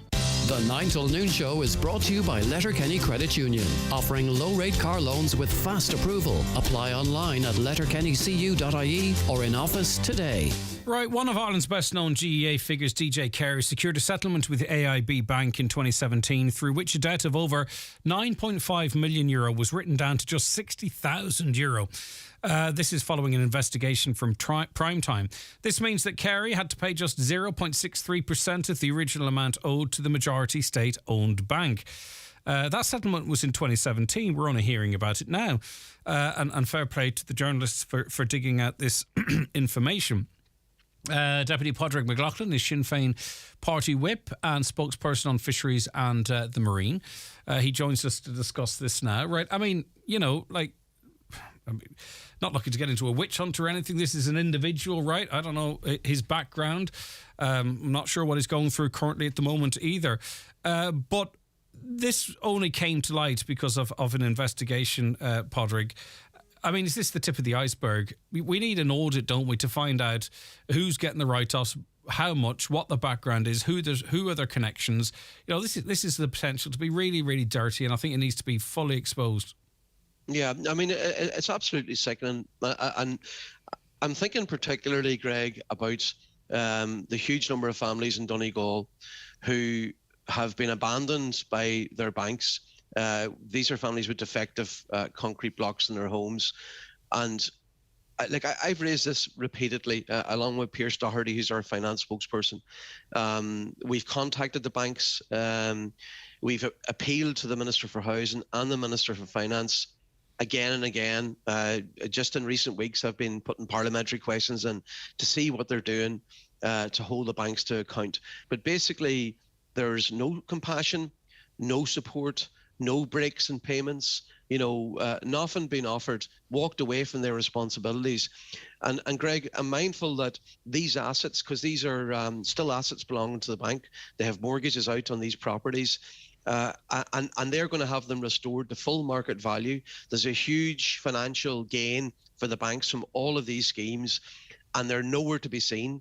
The ministers have let them get away with it. And then you hear about something like this. And I was absolutely sickened to think that these families who are in despair are learning about the rich and famous, it appears to me, getting deals, extraordinary write-downs, while they can't get any help at all. Well, look, to put this into context, this one settlement would be the equivalent of 36 Donegal families having their €250,000 mortgages written down. That's the significance of it. Or many multiples of that having some sort of a break or assistance or whatever it might be. as I say, we didn't know this happened, right, on the QT in 2017. What's the significance of this being with a bank that is majority state-owned? I mean, that is an extra level of concern, I think, for the taxpayer, because let's face it, we're always being reminded that the taxpayer's picking up the bills, especially when it's a bill that maybe the government don't want to pay. So what is the significance, do you think, that this is AIB that made this settlement?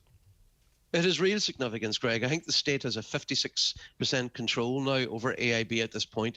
You'll recall, I think it was last year, the AIB talked about closing branches all across rural Ireland. So there's going to be a large number of branches where basically cash payments, not even an ATM, could be used across Donegal. And because it was state-owned and because community groups and the GA and so on rose up, they reversed that decision, completely reversed it. So you can see that because there is a degree of state control, they are accountable. What needs to happen now is AIB has to come before the Finance Committee of the Oireachtas. They need to explain how this operates, how they work out these debt write-downs, but I think the big thing is, I'm going to say it again, I'm absolutely disgusted and sickened about this, because they have to be questioned in the context of the Donegal problem. Absolutely. In other words, it has to form part of it. How is this an acceptable action versus what is being done to Donegal homeowners? It's not just Donegal, but we're a Northwest station, so that's why we're just mentioning that. But beyond that, then, do they need to, or is it public information or in the public interest? Do they need then to sort of outline what other type of settlements have been made? Yeah. Let's just say anything over a 50% write-down or over $1 million. Do you know, I mean, if we want to narrow the focus, because I and others have been absolutely persecuted by lending institutions in the past for a fraction of this money. Yeah, I mean, there are people listening across Donegal, the Northwest, that I'd say this morning, that are pulling their hair out, who've had to deal with banks or lending institutions, or indeed these vulture funds that buy up so-called bad debts. People have had horrendous experiences. People put out of their homes across Donegal. So yes, absolutely, Greg. There needs to be an explanation as to what is their debt policy. How do they deal with these things? Is there a separate rule for the rich and famous? If you're a celebrity, do you get a write-down versus the ordinary man and woman on the street? So all of that has to be explained urgently. The credibility of the banking sector is at stake here. It's not that, unfortunately, after what happened a decade ago, not that credibility is all too high anyway, but they need to come in before the Oireachtas and be fully accountable on this issue. Will they hide behind, or will they have reason to hide behind the fact that we can't discuss personal cases, that this is a private arrangement? I think we might have to phrase this in a way whereby it can be talked about without them using the shield of GDPR or whatever it might be to avoid an appearance before the Oireachtas Committee. It has to be done in if that's the case, we have to make sure that whatever happens, they do come in and explain cases such as this. Yeah, I mean, they will. Their initial response has been to say that this is an individual account. We can't discuss it, but they will have to be held to account on the policy issue here. And yes, as a Donegal TD, I will certainly take that opportunity when they come in to quiz them about their approach to defective block homeowners. And it's not just AIB; it's all of the banks and financial institutions. I'm going to say again, it's disgusting how weak they have been in supporting homeowners in Donegal. People, Paddy Dever put a post up on social media over the weekend of a poor family's home that had been demolished. It's in rubble, and they're still paying a mortgage in that house. It's disgusting. They have walked away from their responsibilities. In the most recent response I got from government, they talk about the central bank regulating them and so on, blah, blah, blah. There's a Banking Federation of Ireland that they're engaging with. What's the outcome of that? And this has gone on now for a number of years. So for me... And people want to know how far this goes. I mean, for an example, and it's just the way stories work at the moment, I'm sure at the moment there are journalists digging through settlements or documents trying to find out politicians that may have got a similar sweetheart deal, let me put it like that there. for instance, it would be prudent any political party, and I wonder is Sinn Féin doing this, putting a call out to its members saying, look at, have any of you, when I say members, I mean elected members, obviously, have any of you had some sort of a similar arrangement with the bank? That's just the nature of the media and politics now. Do you think parties, or can you say if your party's actively doing that? Well, what I will say, doesn't matter who you are. If you're a political representative, a GA, a business person, whatever you are in life, everybody should be treated the same. So I'm very, very clear that every single citizen, in terms of debt write-down, engagement with the bank, should be treated the same. There should be no sweetheart deals, no special deals, everybody treated the same. And what's clear to me is that families who have, a genuine case, can you imagine, like the state's coming in and the state's accepting responsibility for what happened with a failure of regulation and oversight of the construction industry and the manufacturing industry. They're stepping in, rightly so. Now, it's not enough. It should be 100% redress, but providing a level of redress. And the banks are benefiting from that to the tune of hundreds of millions of euro. And they cannot provide some type of breathing space for the families, payment breaks, some kind of contribution. Nothing that I know of is on the table. But it's a bailout. It's another bailout. There's no other way of describing it. We are insuring and restoring banks' assets. I mean, and vulture funds' assets. I mean, it's a bailout by any definition, I think. Right, we'll see what happens in relation to this. Deputy Padraig McLaughlin, thanks for your time this morning. I do appreciate you taking the call. He's the chief whip there for his party. Just out of interest, before that settlement in 2017, a lot of you out there would say, leave the man alone, Yeah, I get that. I'm not into witch hunts, and I think this fella's going through a difficult time at the moment. And I'm not interested in heaping anything on that. But in 2015, he was on Ray Darcy's programme. And he says, I'm not one of those who would say, I don't care about repaying debt. You borrow money, it should be paid back, he said. He added, to whatever extent that can be, I would still be conscious it has to be done.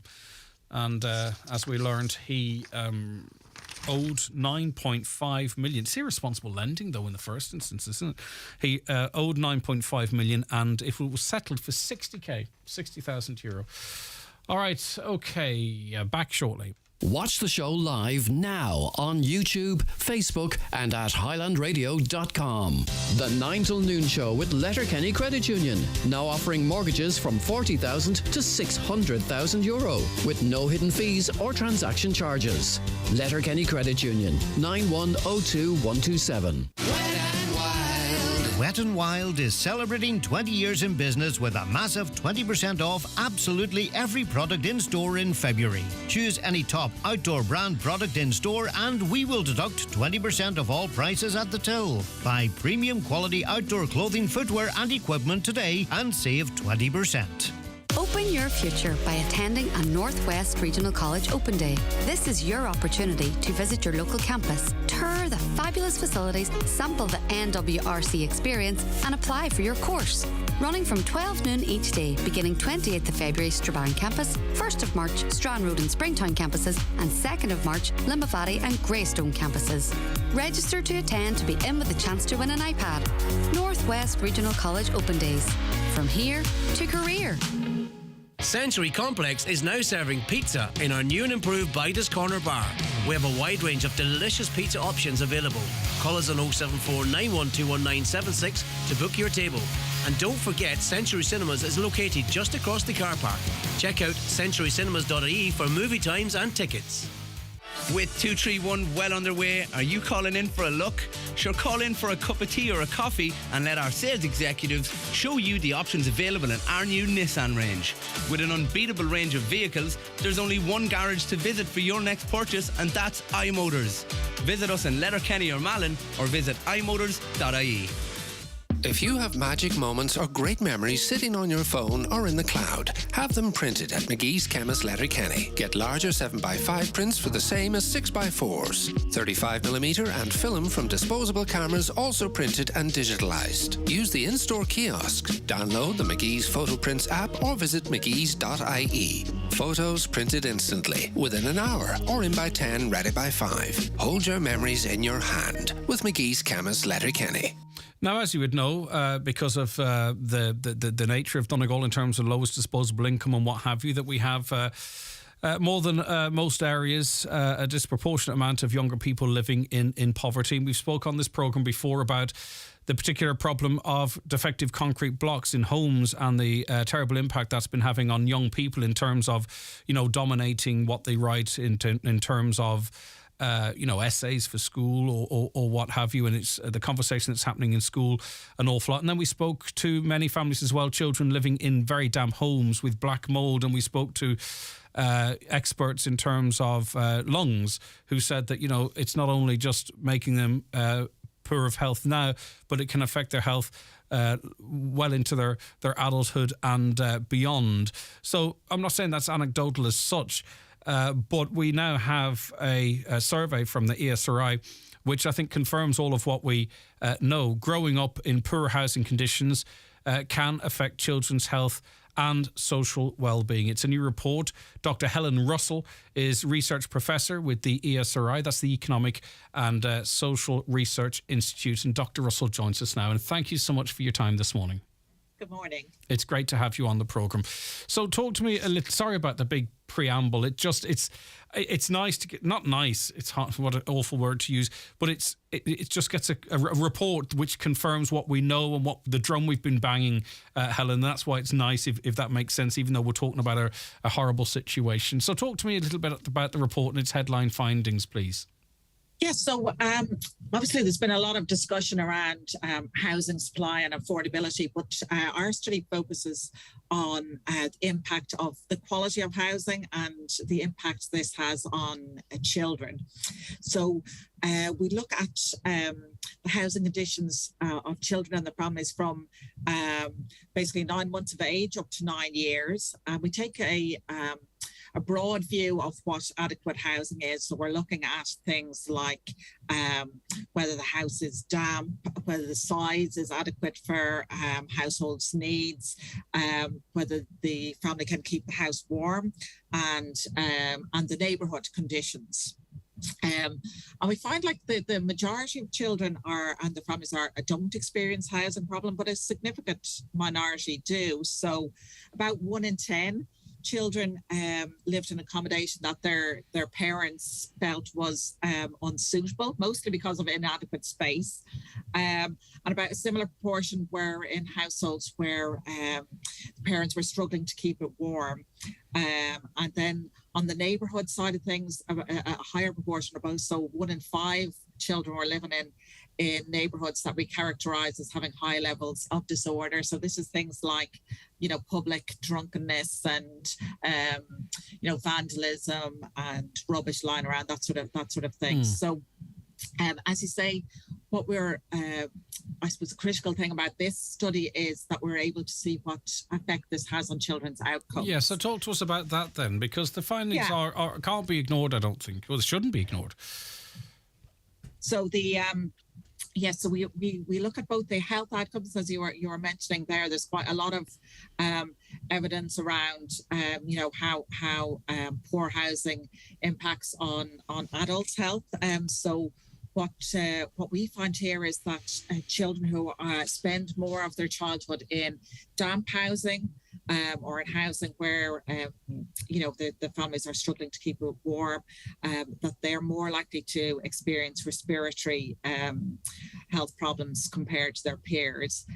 Their parents were also more likely to say that they had poor health, just judged by the parents themselves.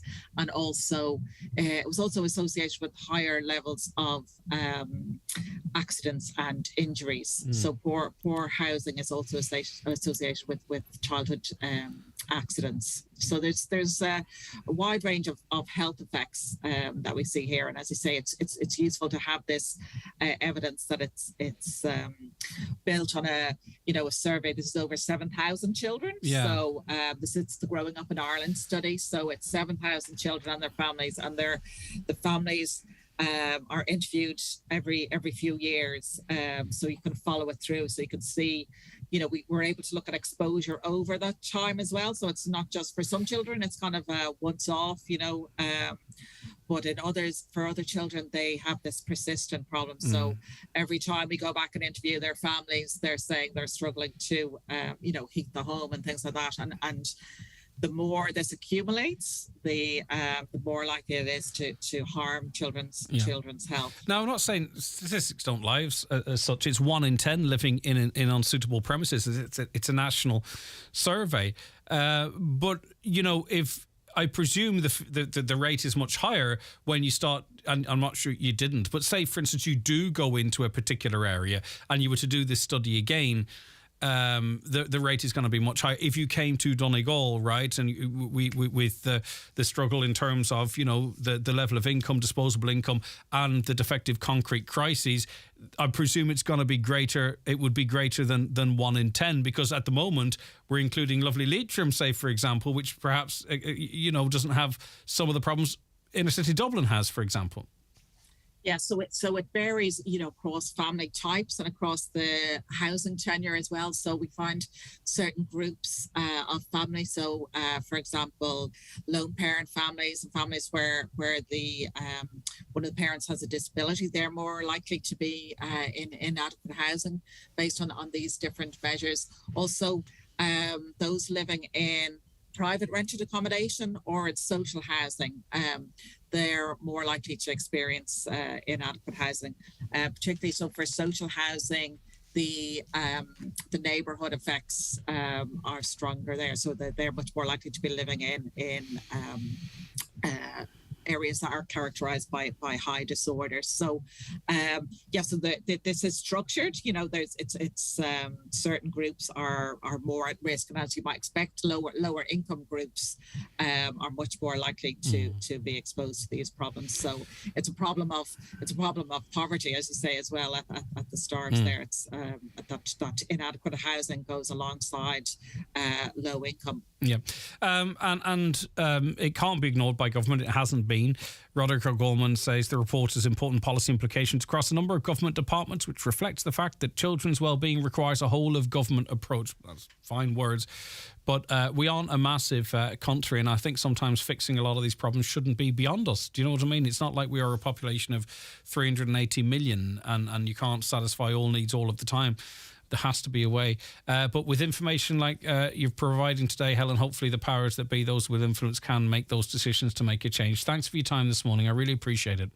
Thank you. All right, good to talk to you too. Dr. Helen Russell, Research Professor, Economic and Social Research Institute.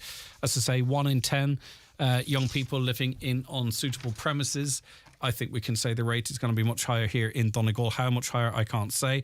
But it has a really negative impact on children's health, their well-being, and their you know, and into their later lives. So there you go. And that is why we keep banging the drum, because whatever about what happens to me now going forward, our young people, when I say me, I mean, you know, the older generations, our young people, really we have to kind of look out for. Niall Blaney sounded so proud of proposing Bertie Ahern back into his party. Yeah, he is. Make no bones about it. A caller says, if books are not going to be written for sensitive reasons, it would cut out a lot of issues. People who are divorced, murdered, have cancer, etc. It's all gone crazy, believes the listener there. I think the more we draw attention to things, the bigger deal it becomes. Context is everything. There is a huge difference between these sentences. The man was too fat, that the jumper didn't fit him, compared to insulting someone as in, you are a fat, insert insulting name there. Greg, choosing to be male, female, fine. Choosing identity as a cat or dog, or that is the world gone mad. I haven't seen that. Listen, there's one case about a cat in a school down the country. A teenager wanted to identify. It never ever happened, unfortunately. So please, if you see stuff, question it, and I mean question it from me, question it from RTE. Although, please don't group me with RTE. Question it from other groups with you know. Question everything. If that's the story you're referencing, it simply never happened. You know, there's people widely circulating a video. It happens all the time of some man ripping the windscreen wipers off a train and saying, this is Dublin now, look what's happening. And listen, the cars are on the wrong side of the road, and we don't have trains on such beautiful rail lines. That's in a different country altogether, so question everything. People can be very hurtful. I said to someone, the pub was handy, we walk to it. The man replied, you don't walk far, look at the size of you. That's just horrible, absolutely horrible. Another, if there are bad words in an old book, then it's the teacher's duty to prepare properly for the class. Do you remember the films on RTE? not RTI TV. Do you remember they'd put 18 films out on a Saturday night or something? They did it on RTE too, if I remember correctly, and they beeped out swear words or changed the F word for friggin', you know, pull over that friggin' car. Are we going to see that too down the line? If it keeps going like this, are we going to see a situation whereby words are dubbed into classic movies because they could be deemed offensive? I mean, it's not a big leap, you know. If we're adjusting the text of world famous books, how far down the line is it before words of a film are changed? You know, you dirty rat into something like, you know, you dirty sandcastle, you know, so you don't want to offend rats or something. I'm not conflating rats with other things we're talking about, but you just don't know. A caller says the words like fat and black are descriptive, nothing else. There are two scientific genders, but see, this is not the same, right? Can I just say the genders aren't being adjusted in these books, right? I understand how people are jumping them in, but I actually believe these are two separate issues, because the conversation on genders is very emotive. I can get that, right? And it kind of goes down into the core of humanity for some. This other thing is about words that offend us. This other stuff is a little bit more like, you know, comedians saying jokes that are offensive. I don't think they're the same, personally speaking. I think they're in the same space. But I mean, if we're talking about dubbing films, which I think could be next, or we're talking about changing books that just have words that people don't like, I think that's very different to what some people in our community and across our country are going through in terms of the whole conversation about genders. But I respectfully, I hope you realise I'm not disagreeing. I'm just saying that's how I feel. Choosing to identify yourself as whatever you choose is up to you. Now, people identify as non-binary, but when I was growing up, that was deemed a split personality. I'm not insulting anyone, but it appears we can't have a conversation about anything anymore. I'm not sure non-binary split personality are the same, but I get you. A caller says, we must learn to share this island. We have an occupation of a foreign state in our country, and we have to find a way forward together. It would cost us $7 billion to take over and run Northern Ireland. Every GEA and Irish association should come together and try to win over the streets of London, because it is there we will win this battle, not in Northern Ireland. I thought it quite interesting, and separate to this comment, that there are those now. There are people, obviously, very anti-immigration, but they are now siding with people in Britain who are anti-Irish, anti-everything to do with Ireland. Get Ireland out of England. They've said that. I've heard them say it. They're pro-British Army. You know, they have supported the British Army in what they did on days like Bloody Sunday. And it's strange, isn't it, to see now people who want Ireland for the Irish and Irish nationalists standing shoulder to shoulder with people that want Irish out of England in some cases, and stand and are actually pro-British Army, pro-British government in terms of the atrocities that were inflicted on the people of Northern Ireland in some cases. It's a funny old situation. Don't get it myself, but anyway, that's what we're seeing. The 9 till noon show with Letterkenny Credit Union, now offering MyCU current account and debit MasterCard, bringing full banking features, delivered with the same local trustworthy service of your credit union. New trainers from your favourite brands at Brian McCormick Sports, Brooks, Asics, On Running and Hoka. New Hoka Clifton 9 has a wider toe box and it's softer, giving you that Hoka spongy feeling, making your run more responsive. Step into our safe size experience, have your feet measured and update your gait analysis. Brian McCormick Sports, Main Street, Letterkenny. Look the part, play the part on bmcsports.ie. Joe Walsh Tours are delighted to announce that the annual Rafo Diocesan Pilgrimage to Lourdes will return in 2023. Fly direct from Derry Airport on May 23rd and spend 5 nights on a fantastic pilgrimage to the beautiful Shrine of Lourdes with the Rafo Diocese. Call 01 241 0800 for details. If you're having trouble paying your energy bills, keep listening. But more importantly, keep talking. Because your energy supplier won't disconnect you as long as you engage with them. If you're facing difficulty paying your energy bills, suppliers have to offer you repayment options. Talk to your supplier or find out more at cru.ie. Here to shed light on your energy rights. Brought to you by the Commission for Regulation of Utilities. Attention all pet lovers and owners. Gary's Pet World Letterkenny is open 7 days per week, offering the very best value on all pet foods, accessories, grooming and care products. Call in and let our staff help you spoil your pet today. You will be amazed by the range of product for all pets, with exceptional value on all leading brands. Alternatively, you can browse and buy online at petworld.ie and we will deliver to your home. From the morning routines to cosy family moments, Grant has been bringing comfort to homes for over 45 years. With our biofuel-compatible condensing boilers, heat pumps and underfloor heating, you can trust Grant to heat your home now and into the future. Think heating, think Grant. Visit grant.eu. Highland Radio weather updates with Ireland West Airport. Discover Edinburgh this summer with Ryanair's 3 times weekly service. Stunning architecture, endless winding streets and an awe-inspiring castle. Ireland West Airport. Don't just take off, take it easy. Okay, let's have a look at the weather forecast if I can get it open. Yes, here it is. Rather damp and cloudy today with scattered outbreaks of light rain and drizzle. Some hill and coastal mist and fog too. Relatively mild for the time of year with highs of 11 to 13 degrees and breezy too. Right, okay. Tony Forrester is the CEO of Letterkenny Chamber. Good morning to you, Tony. Thanks so much for joining us as always. Good morning, Greg. Between what we're going to talk about now and the recent GEA backing of a campaign, there seems to be a renewed focus, although we always knew of its importance, to get the A5 underway. And with that in mind, you're calling on the businesses community across the Northwest to row in on this. So talk to us about the initiative from the Chambers. Yeah, well, there's another public inquiry starting again this year, and we feel obviously there's been public inquiries and more public inquiries on this road. But what we're trying to do, we thought we'd take a bit of action before that starts and get an open letter done. Sometimes that we do stuff quietly on the background. So this time I think we just thought, why not get both chambers together? We work together anyway, and do an open letter to government essentially to say, let's move this forward. We know the Irish government are committed to the A5. It's just getting it moved within Northern Ireland. And in the proposition, while recognising obviously primarily perhaps that safety is the issue, but also pointing out the importance of access for in other words, making the dual argument, which I think is important. Yeah, I think so. I mean, we've always argued the A5 is really important in terms of connectivity. We have most of our businesses have customers in Dublin.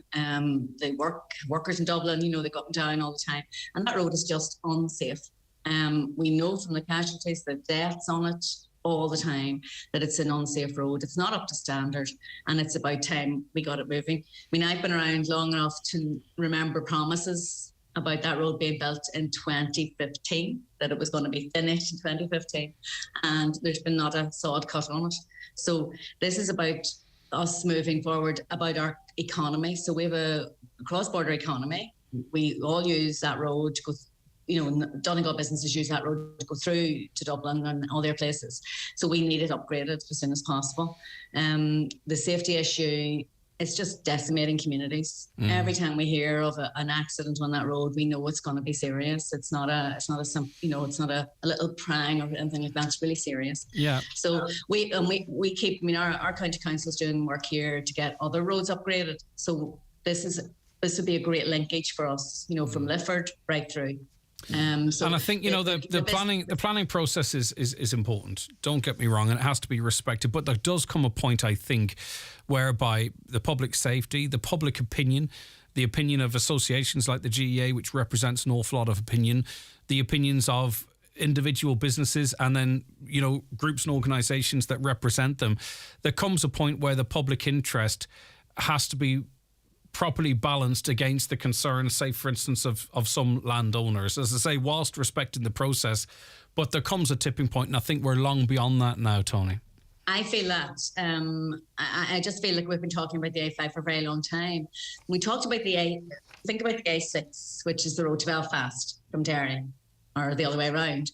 That got momentum. That started and got momentum, and we thought we were getting little bits of it. The rest of it sort of seemed to happen. And we feel that the A5 is the same. If we got it started, we got it approved. Got it started. We feel there was momentum there. And I watched the A6 with interest. There were certain bits of it that were causing angst with landowners and environmental issues, but eventually they got it sorted.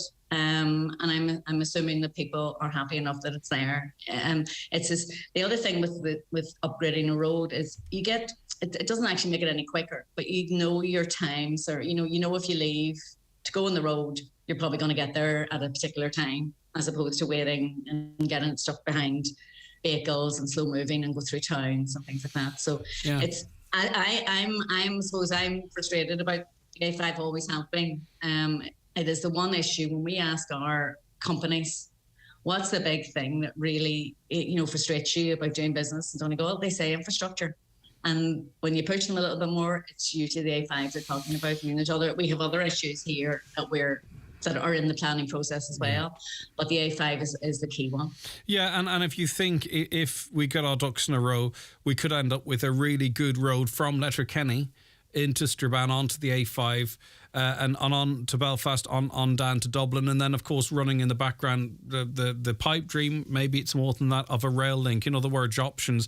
It is about connectivity, because I often think about it when I'm travelling from the south of the county that Dublin's really quite accessible. You can be from Donegal town into the airport or whatever in close on 3 hours. But I was coming from Dublin on Friday and I was going to the north of the county, 4.5 hours. And it kind of opened my eyes into how I have these conversations in the future, because in my head I'm on about what's everyone, I can be down in Dublin in 3 hours here. Yes. But even sitting in this chair as much as I do, I don't think in the past I've fully factored in that we're a big county. It's 4.5, 5 hours from Dublin to parts of this county. I suppose part of the problem is you just don't know. So I can get down maybe 3.5 hours sometimes, and then might take longer coming back. And it just depends where you get stuck. And invariably you'll get stuck somewhere, because the A5, it's single lane mostly, and you can't overtake. It's dangerous. And especially at nighttime, it's just a disaster. So I believe it's just that piece of jigsaw that we need. Now you could argue have a back road to Dublin with agricultural vehicles. You can't have it like that. We could argue that rail would be fabulous, which it would, but we have been waiting for this road for a very, very long time. You map the roads out and coming up to Donegal, and it's mad. The roads in Donegal are pretty good. Some of them, there's been lots of upgrades done, and it just doesn't make any sense that we don't have a Western corridor. Right, okay, so I presume both chambers have sent out messages to their members, but we're casting the net wider here. So to any business here that think they'd benefit from better access or even support other businesses that might, what are you calling on them to do today, Tony? So we're asking them to go to a link that we have on I'm going to say it's on our socials, I think it is. We want them to go to the link and or even contact us, and we'll send the link. And just fill in the form. You're allowing then your name to go forward on the open letter, and then that letter will be published before the 3rd of March. So we need people to do this before the 27th, next Monday, so that we can get it in time. Okay. And we'll keep our foot in the gas. This again now. We hope that this will be the last public inquiry that will happen, and we'll start seeing this moving. We see action soon. Okay, listen, Tony, thanks very much indeed. Tony Forrester, who is the CEO of Letterkenny Chamber of Commerce. Stop Highland Radio are going to Scotland from Monday the 1st of May to Thursday the 4th of May with the very best of music, and we would love for you to join us. Staying at the 4-star Crown Plaza Hotel in Glasgow, we are bringing with us some of the biggest country stars, including myself, David James, Declan Ernie and Robert Mazzell, to name a few. You will enjoy luxury travel to Glasgow, 3 nights dinner, bed and breakfast with music and entertainment each evening. Join us on the Highland Fling to Glasgow this May for only €575 per person. To book, call Highland Radio today on 074 91 25,000. Early booking is advisable. Single supplement applies. Fabric World's biggest ever winter sale is now on. There's over 5,000 metres of curtain and upholstery now half price or less. All craft and dress fabrics reduced, and lining from £1. Why not insulate your home with half price fleece interlining, or avail of our fabulous Euro rates at Fabric World Maydown, Derry. Keep out the cold, cold, cold, and ring Fleming for their full range of garage doors, agri doors, insulated doors, milking parlour doors. Fleming, 91 48 234. It's not just that Sarah can't rely on the rains to come this year. It's not just that the only water left could cost her life. It's not just that she has seen all her crops destroyed and she is struggling to feed her little boy. Like thousands of parents living in regions devastated by drought, Sarah is living in fear, and it's not just. This Lent, your help can make all the difference. Visit trocra.org or call 1-800-408-408. Trocra. Together for a just world. Final call for entry to the .ie Digital Town Awards, celebrating the digital achievements of towns and communities across Ireland with a €100,000 prize fund. Enter by March 3rd at weare.ie. Here's why you should be with Clear Mobile. Serious deal. Simple as. Great coverage. Exactly. What a good time to get your mobile from a pretty smart $12.99 a month. Plus you get unlimited calls, texts and 4G data. Enjoy savings on your mobile plan. But hurry, limited time offer. Clear Mobile. You clear yet? 30-day contract. Activation fee and fair usage applies. Max data speed 5 megabits per second. $12.99 subject to eligibility. Offer ends 28th of February 2023. See clearmobile.ie for terms. The 9 till noon show with Letterkenny Credit Union. Now offering mortgages from €40,000 to €600,000 with no hidden fees or transaction charges. Letterkenny Credit Union, 9102127.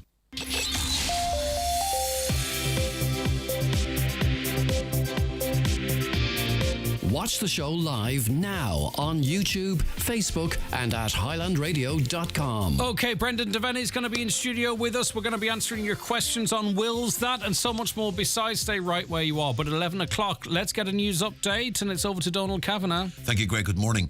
The British Prime Minister wants to get the Northern Ireland Protocol over the line. That's according to Senator Niall Blaney. He told Greg on this morning's 9 till noon show that people shouldn't underestimate the pressure on Rishi Sunak from former Prime Minister Boris Johnson and other Brexiteers within the Tory party. However, Deputy Blaney believes obstacles can be overcome. The Into the West Rail campaign has joined a consortium of groups from across the island to demand the publication of the All-Ireland Rail Review report. The ongoing absence of an executive at Stormont means there is no Northern Ireland Infrastructure Minister to approve it for public release, and as a result, the 9 groups say this important document is now stuck in limbo. Into the West Chair Steve Bradley says the indications are the report is very positive with regards to restoring a Letterkenny-Derry link, but he said the publication is vital so that conversation can properly start. The Mayor of Letterkenny Milford Municipal District has written to the Health Minister calling for the provision of a GP for the health centre in Churchill. The centre is a satellite of the Arc Medical Centre in Letterkenny, and before the COVID-19 pandemic, a GP travelled to Churchill on a 2 or 3 day a week basis. However, Councillor Donald Mandy Kelly says that's not been the case for the past 18 months. He's calling on the Minister and the HSE to act to ensure this service resumes. The US President has made an unexpected visit to Ukraine. Joe Biden and Volodymyr Zelensky have been holding talks in Kyiv. As the 1 year anniversary of the Russian invasion approaches, Mr. Biden is promising to supply long-range missiles. He's also pledging new sanctions against Moscow. And Gardaí are appealing to drivers to slow down after speeding offences of up to 157 kilometres an hour were detected yesterday on the N15. The Donegal Town Roads Policing Unit issued a number of fixed charge penalty notices yesterday on the road close to Bundoran. The drivers in question, they say, will receive 3 penalty points and fines of €160 each. And we're back with news headlines again at 12 noon. All right, Donald, thanks very much for that.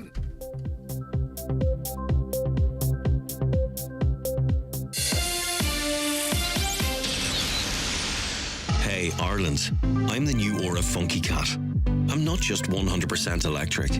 I'm your new Carpanion. Use your phone to check my charge or warm me up on cold mornings. With a range of up to 420 kilometres, you'll want to take me everywhere. And with my low monthly cost, I'm a friend that can take you to a better future. Ireland, Aura loves you. Take the new Aura Funky Cat 400 Pro Plus for a spin. Book at aura-ev.ie.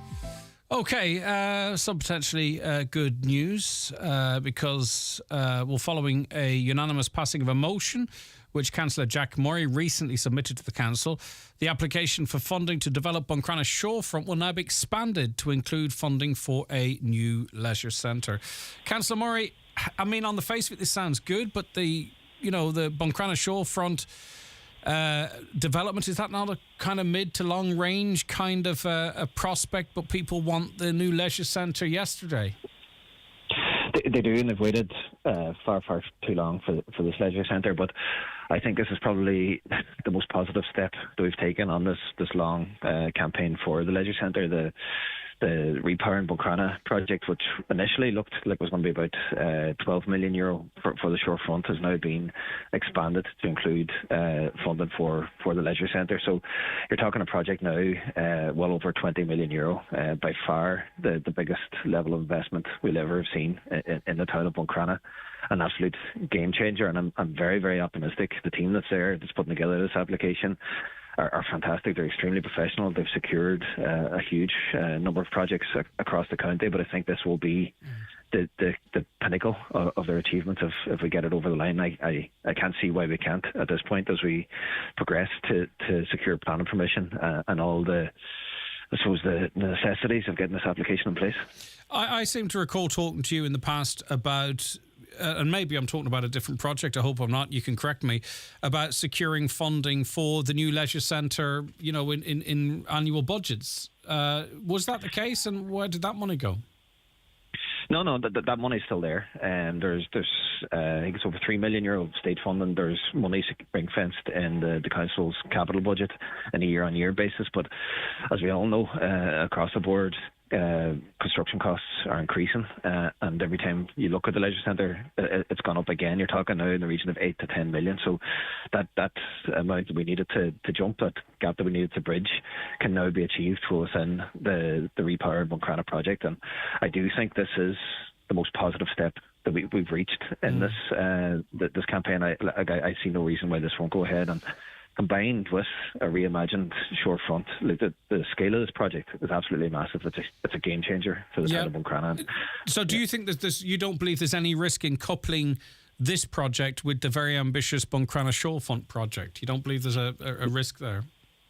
No, if anything, I think it strengthens it. I think the whole argument for the Repower in Buncrana project is increase tourism, increase economic activity in Buncrana town. And I think it would almost be slightly a fly in the ointment if we went ahead with the shorefront, which is a fantastic project. But if the leisure centre lay derelict beside it, I think we'd just be missing a trick there. But to have the two of them constructed in tandem, it would change Buncrana from a place where people come for a day trip to spend the day to coming for a week or more. And for sure. It's not just a passing through. Just remind us as to why you're so confident of the progress of the Buncrana shorefront. I mean, there was an initial allocation, which really normally is the very firm stepping stone into a full allocation down the line. So question A, I suppose, is tell us why you're so confident that this project will go ahead, and B, what's your guesstimate in terms of timelines?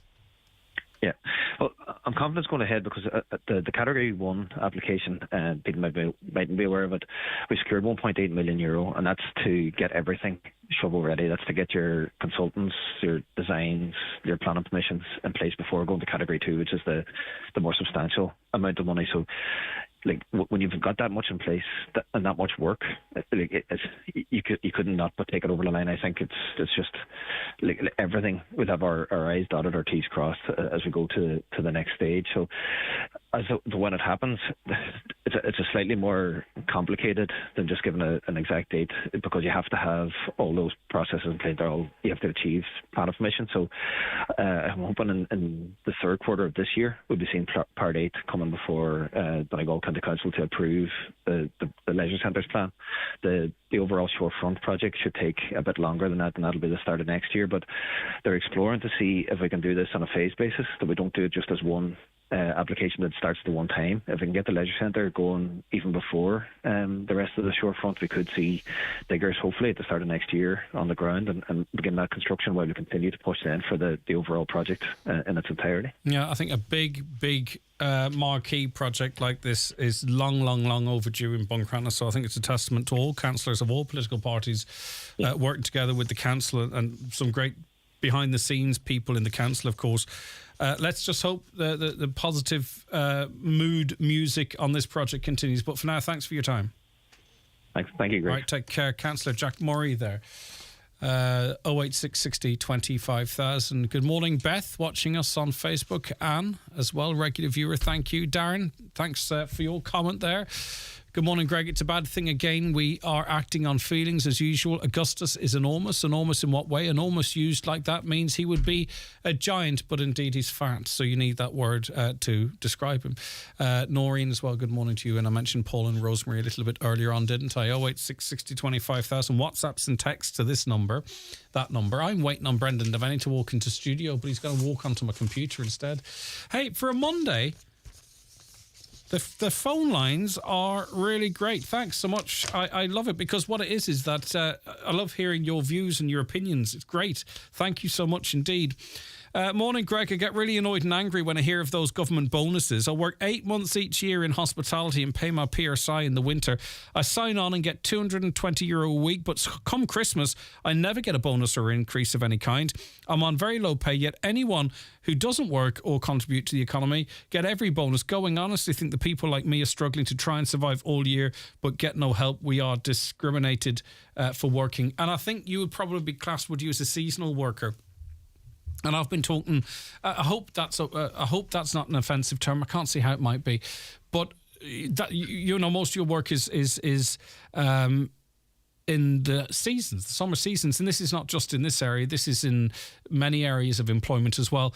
And for ages, for decades, people have been discouraged from taking up seasonal work, the only work that's often available in an area. So I'm really aware of what you're talking about there. It is truly unfair. We need a fairer system. We need people to be encouraged to work, not discouraged, because you might say, well, I won't work in the summer and then I'll be better looked after in the winter. Do you know what I mean? It shouldn't be like that. You should be encouraged and rewarded for working, especially as it's, particularly seasonal workers and we have more seasonal workers here, I think, than in most parts of the county. Hi, Greg. While the tortured taxpayer gets hounded, the well-heeled gets the red slipper treatment. Even Dennis O'Brien got the Kerry call. Indeed, he did. Shocking, disgusting, greedy people that I hope will get their just desserts and do time for their unduly crime. Now, I'm not sure there's any crime here. I think you're using that as a turn of phrase. I get you, because it wasn't a crime, Kevin. I hope you understand where I'm coming from. Right, okay, we've so much to get through. Stay where you are. Brendan Devaney. What did you think of the Donegal game yesterday, though? It wasn't on the telly.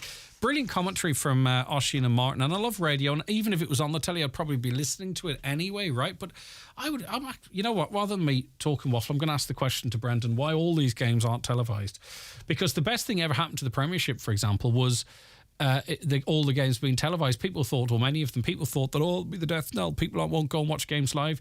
It increases interest. There's great interest in the league, but you can't bloody watch it. And a lot of people who are big Donegal fans don't fancy trying to get in and out of Clonus. But anyway, we'll talk to Brendan about it in a mo. The county's #1 talk show, the 9 till noon show on Highland Radio. The 9 till noon show with Letterkenny Credit Union. Simplify your debts with a debt consolidation loan from Letterkenny Credit Union. Call us on 074 910 2126 or apply online via our app or in office today.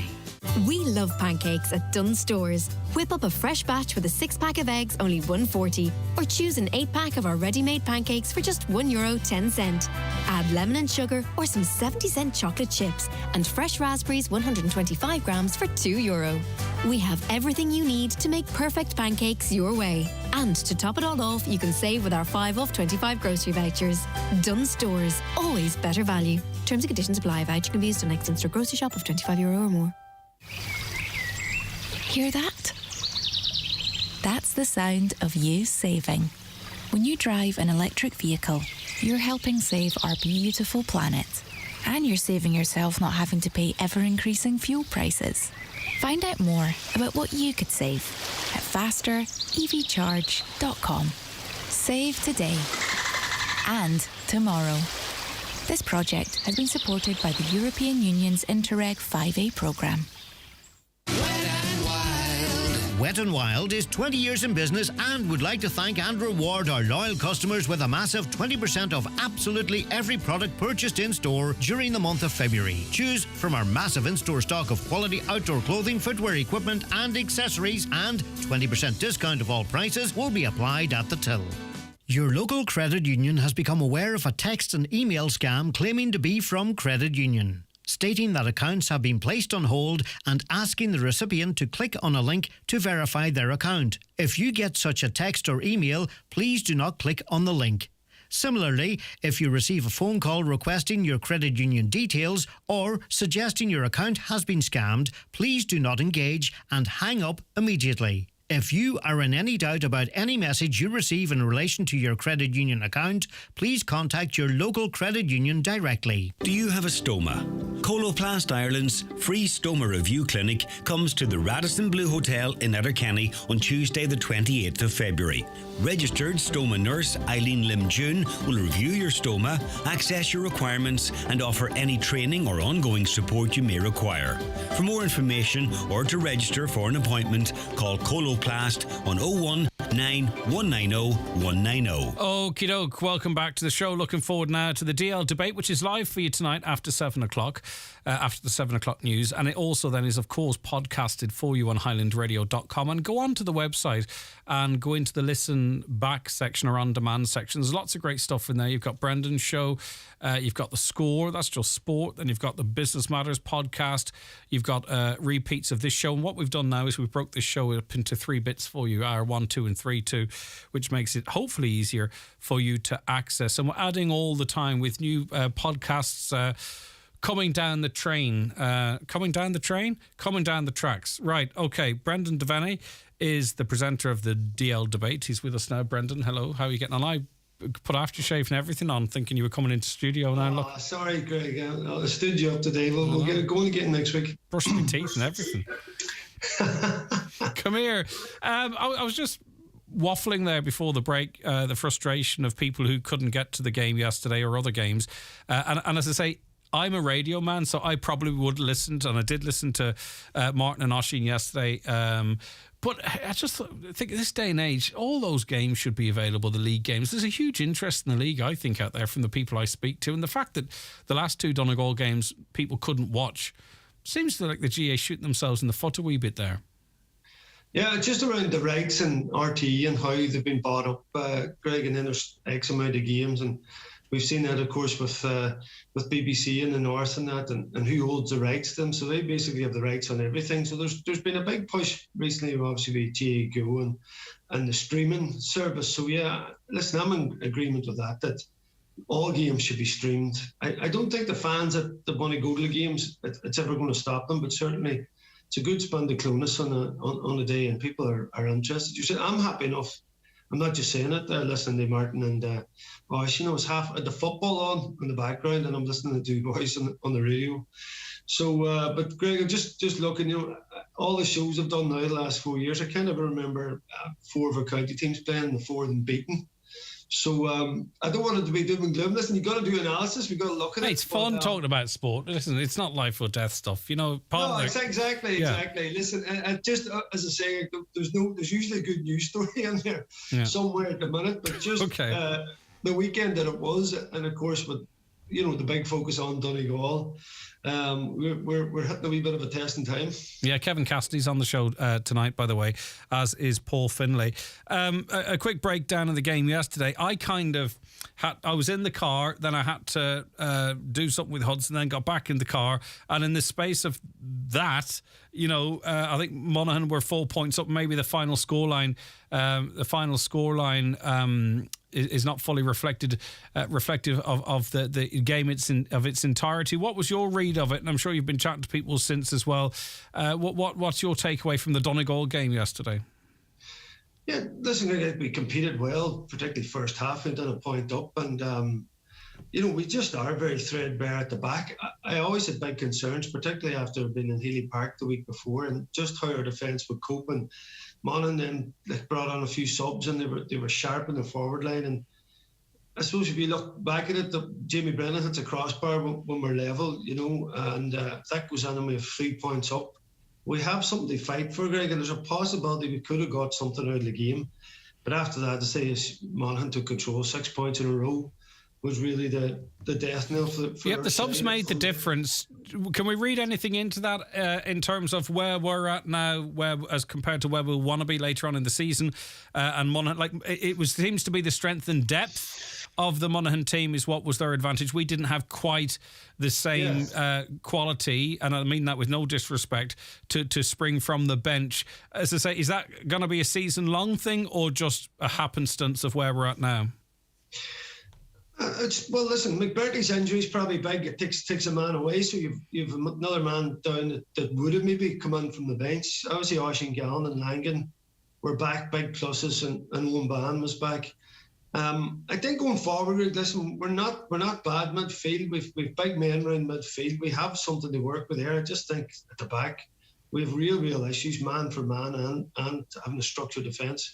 We really need to get our act together at the back in terms of being able to tackle and being able to work as a unit. We're just wide open at times. I mean, looking at the points last night, I mean, I wasn't in Clonus because I was in Owenbeg on Saturday night doing the Derry Meath game, so that did me for the weekend as far as going to a game. So I just looking at the points Monaghan kicked last night, most of them were completely unchallenged. Like we're not even near our men when they're kicking the ball over the bar. We're so wide open, and the worrying aspect from Donegal, maybe people may be asking now about, it's not as if are we going to get relegated? What's the manner we're going to get relegated in? Because playing the way we are there, Greg, and looking at Derry now, I know they're in Division 2 and they could come up.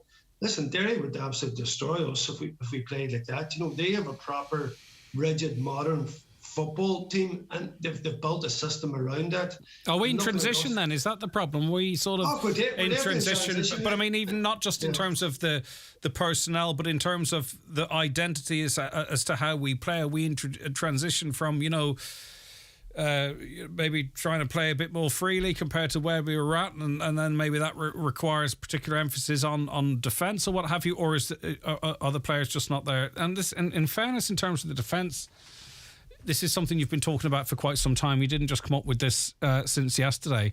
So what is the fundamentals there? Is it personnel or is it the transition in style? Well, I think first and foremost, there's obviously a transition going on there, particularly with our defenders. And, you know, you look back, Greg, to our best team this last 20 years, obviously the All-Ireland team. I mean, each one of them individually were top drawer. And then collectively as a unit, then they were protected by nearly the whole rest of the team. So Donegal became this serious counter-attacking force that were able to man for man handle their own men. But also then they plugged up gaps in this unit. Now, if you look at us now, and I don't want to be putting those teams against each other, but man for man, none of our back six, as I can see it, can really handle their opposite numbers. And then we're not in any way protected then. We seem so wide open at times. So listen, it's early days in the league. I don't want to get too heavy on what's happening here. Your big fear is that the two teams that's beside us at the bottom of the table, Tyrone and Monaghan, have both beaten us well in the last couple of weeks. Now, whether there's some kind of magic in our couple of home matches where we pull it out against Galway next week in Letterkenny and the home crowd does something. I mean, we've seen it in Balbafay. So that's the thing that you're clinging on to now. We happen to have beaten Kerry. You know, they were well beat by Mayo. I know they did beat Monaghan in between times. That's why the game yesterday, you were saying, listen, Monaghan was a game we targeted. You know, they ended up destroying us at the end of the game. So you're looking now at your couple of home games, you know, Galway and Mayo, and saying, is there something in that bit of magic at home that we can get a bit of a lift from that could maybe get us the points to stay in the division? But at this stage, Greg, them teams will be looking at us saying, here, there's some handy points. Does Roscommon deserve a bit of special mention? Yeah, certainly. Great story, Roscommon, yo-yo team. You know, in the last, I suppose, Greg, all the success we've had Donegal sometimes, and you know, we've had such a brilliant run competing in Ulster finals and being up there in the top divisions. I mean, that Roscommon team in the last 11 years have been right down to Division 4. They've played in the 4 divisions. And it's something that a lot of people, we were so used to being at the top all the time that's the journey that they're on. But certainly, yeah, I mean, people had them up for relegation because they kept going up and down. A fantastic start for them, and great to see. They're a football mad county. So listen, if they can keep that run going, of course, they're always trying to climb into that top 7 or 8 team level as they compete in the championship. So this is great build-up for them. And Galway? Yeah, well, Galway had a load of injuries at the weekend, Greg, and the fact that they were able to overturn Tyrone, some teams just like playing, other teams, Galway always seem to be able to mix it with Tyrone, but they would end that match with, like from their forward line last year, they played in All-Ireland final, there was only 2 of them available. So they had a raft of injuries and their 2 best players was injured, but they're still able to do enough to beat Tyrone, which is a bit, I suppose, we were scary from our perspective, that they're able to do that. And of course, I don't want to make this thing of Letterkenny. We don't seem to get the results we require at Letterkenny. It's always at Ballymafey. So These boys are so, you're just still so superstitious, aren't you? I'm not superstitious. I know. For some reason, we seem to have saved one of our worst performances. Listen, we've no room for that. Yeah. Backs to the wall. Listen, this now, a bit like Monaghan yesterday, Greg. Listen, we had 2 points, they had none. If we beat them, they're relegated. So there was a tremendous amount of pressure on them. But in many ways, I think the same way now heading into Letterkenny. That is an absolute must one. Yeah. If we're beat, we're basically, we're looking at relegation. Yeah, indeed. You are going to be chatting to Monaghan's Paul Finlay, as I mentioned, and Kevin Cassidy, two top guys too. So that's going to be an interesting chat. Also chatting to Mickey McCann. Never easy having a convo after a defeat, but it's the first league defeat in Division 2B. Meath just getting the better of them. Yeah, and Donegal competed well in that game, and again, playing in a really high level league there. Donegal have stabilised in it. One that they struggled to stay in over the years. They might have got to 2B a few times and they weren't able to cope, but they've been there now for a few seasons. Mickey McCann working wonders, and this Meath just pulled away on them. There was a big breeze in the game and Donegal come back within a couple of points in the second half, but Meath pulled away in them in the last quarter and showed real fitness and drive. But listen, that was a away game. Donegal had 2 out of 2, so still a great start to the league season for them. Yeah, I enjoyed the commentary from Oisín and Martin yesterday. I like the insight. I think Martin early on in the conversation says, Donegal playing with a breeze behind them. They'll need a 4-point lead at half-time. Just that kind of little thing that's said that helps visualise a game. I thought it was credit where it's due. You mentioned you were up at Derry on Saturday, watching Derry Meath, in Dungiven. Am I reading it correctly? You were impressed with Derry. You're looking at a side that are to be contended with. Let's put it like that. Yeah, listen, good, serious mix of talent, and they obviously had a minor All-Ireland on the team a couple of seasons ago, and there's a few players starting to come through from that as well. But as a unit, Greg, they just were so solid. Meath looked like a junior team playing against them. The naivety of Meath was unbelievable. And I know Colin Rourke's come in, he's a throwback to an older generation and a style of playing that he wants to play, which is fair enough, and I commend that. But against a team like Derry, you'd have to say Derry were in the All-Ireland semi-final last year. Are they a top 4 team? A lot of people might have questioned that because they lost the semi-final fairly badly, looked very ordinary up front. But they're coming back this year with something a bit different, Greg, They've young lad McAvoy and a fullback and allowing Brendan Rodgers to play up the pitch all the time. And then inside, they've a bereft of scoring talent now. I mean, McGuigan actually was probably one of the quieter ones last night. But that said, Meath never laid a glove on them. Even though they were dropping players back, Greg, they weren't able to man for man pick up the players, and they had no sweepers or no proper system of defence. So Derry absolutely went to a canter. And the funny thing about football is a lot of people are balling that as an interesting game. Meath had won their first 2 games. Derry had won their first 2 games. Derry absolutely destroyed them. So I would say it was a sobering trip home for the Meath lads. But certainly from a Derry perspective, Greg, they are on the up and up. And after last year's success, the Tricky second album sounding pretty good so far this year. We'll see how it fares. Right, the DL debate in association with Sarah's Kitchen at Sister Sarah's, Letterkenny, on air live after 7, as I mentioned, looking through the football with Paul and Kevin. Mickey's on the show discussing the GEA and everything else that you'd normally expect from the show. As always, thank you so much for your time. We'll chat to you next Monday. Take care. All right, Brent. That's Brendan Devaney there. Dev. 086 60 20 5000 WhatsApps and texts. Maybe silly for me thinking this, but if DJ Carey told us how he secured the deals, other could try the same procedure. That is one option. Maybe he could open a consultancy firm. You could pay him to find out. Ancient saying, if you owe the bank 1,000, you're in trouble. If you owe the bank 1 million, the bank's in trouble. Adjust for inflation. And although the public pulled out the banks from bad decisions and bad financing, the public are not afforded the same, which I think is a really good point there. Banks are partly to blame for people getting into debt. If you have a credit card from them and you don't use online, you only get a statement every 2 months. So if you miss a payment, you get a late payment fee added to the next payment, which affects your credit rating. Let us see any more on that. Greg, how dare Bertie Ahern slither back into political life in Ireland and Mr. Blaney lighting his way? It really is a disgrace, honestly, in this country. So bad now that only the thing for it is to double down instead of clearing the swamp. Well, listen, I mean, Bertie Ahern would argue that he never left politics, that he's been engaged in politics, meeting with groups in the north and internationally and what have you. What he actually did was rejoin the Fianna Fáil political party. I'm not sure if that's getting back into political life as such. But anyway, listen, come here. We're not going to sort that out. People have their opinions. And I don't think at this point on that man, they're going to change.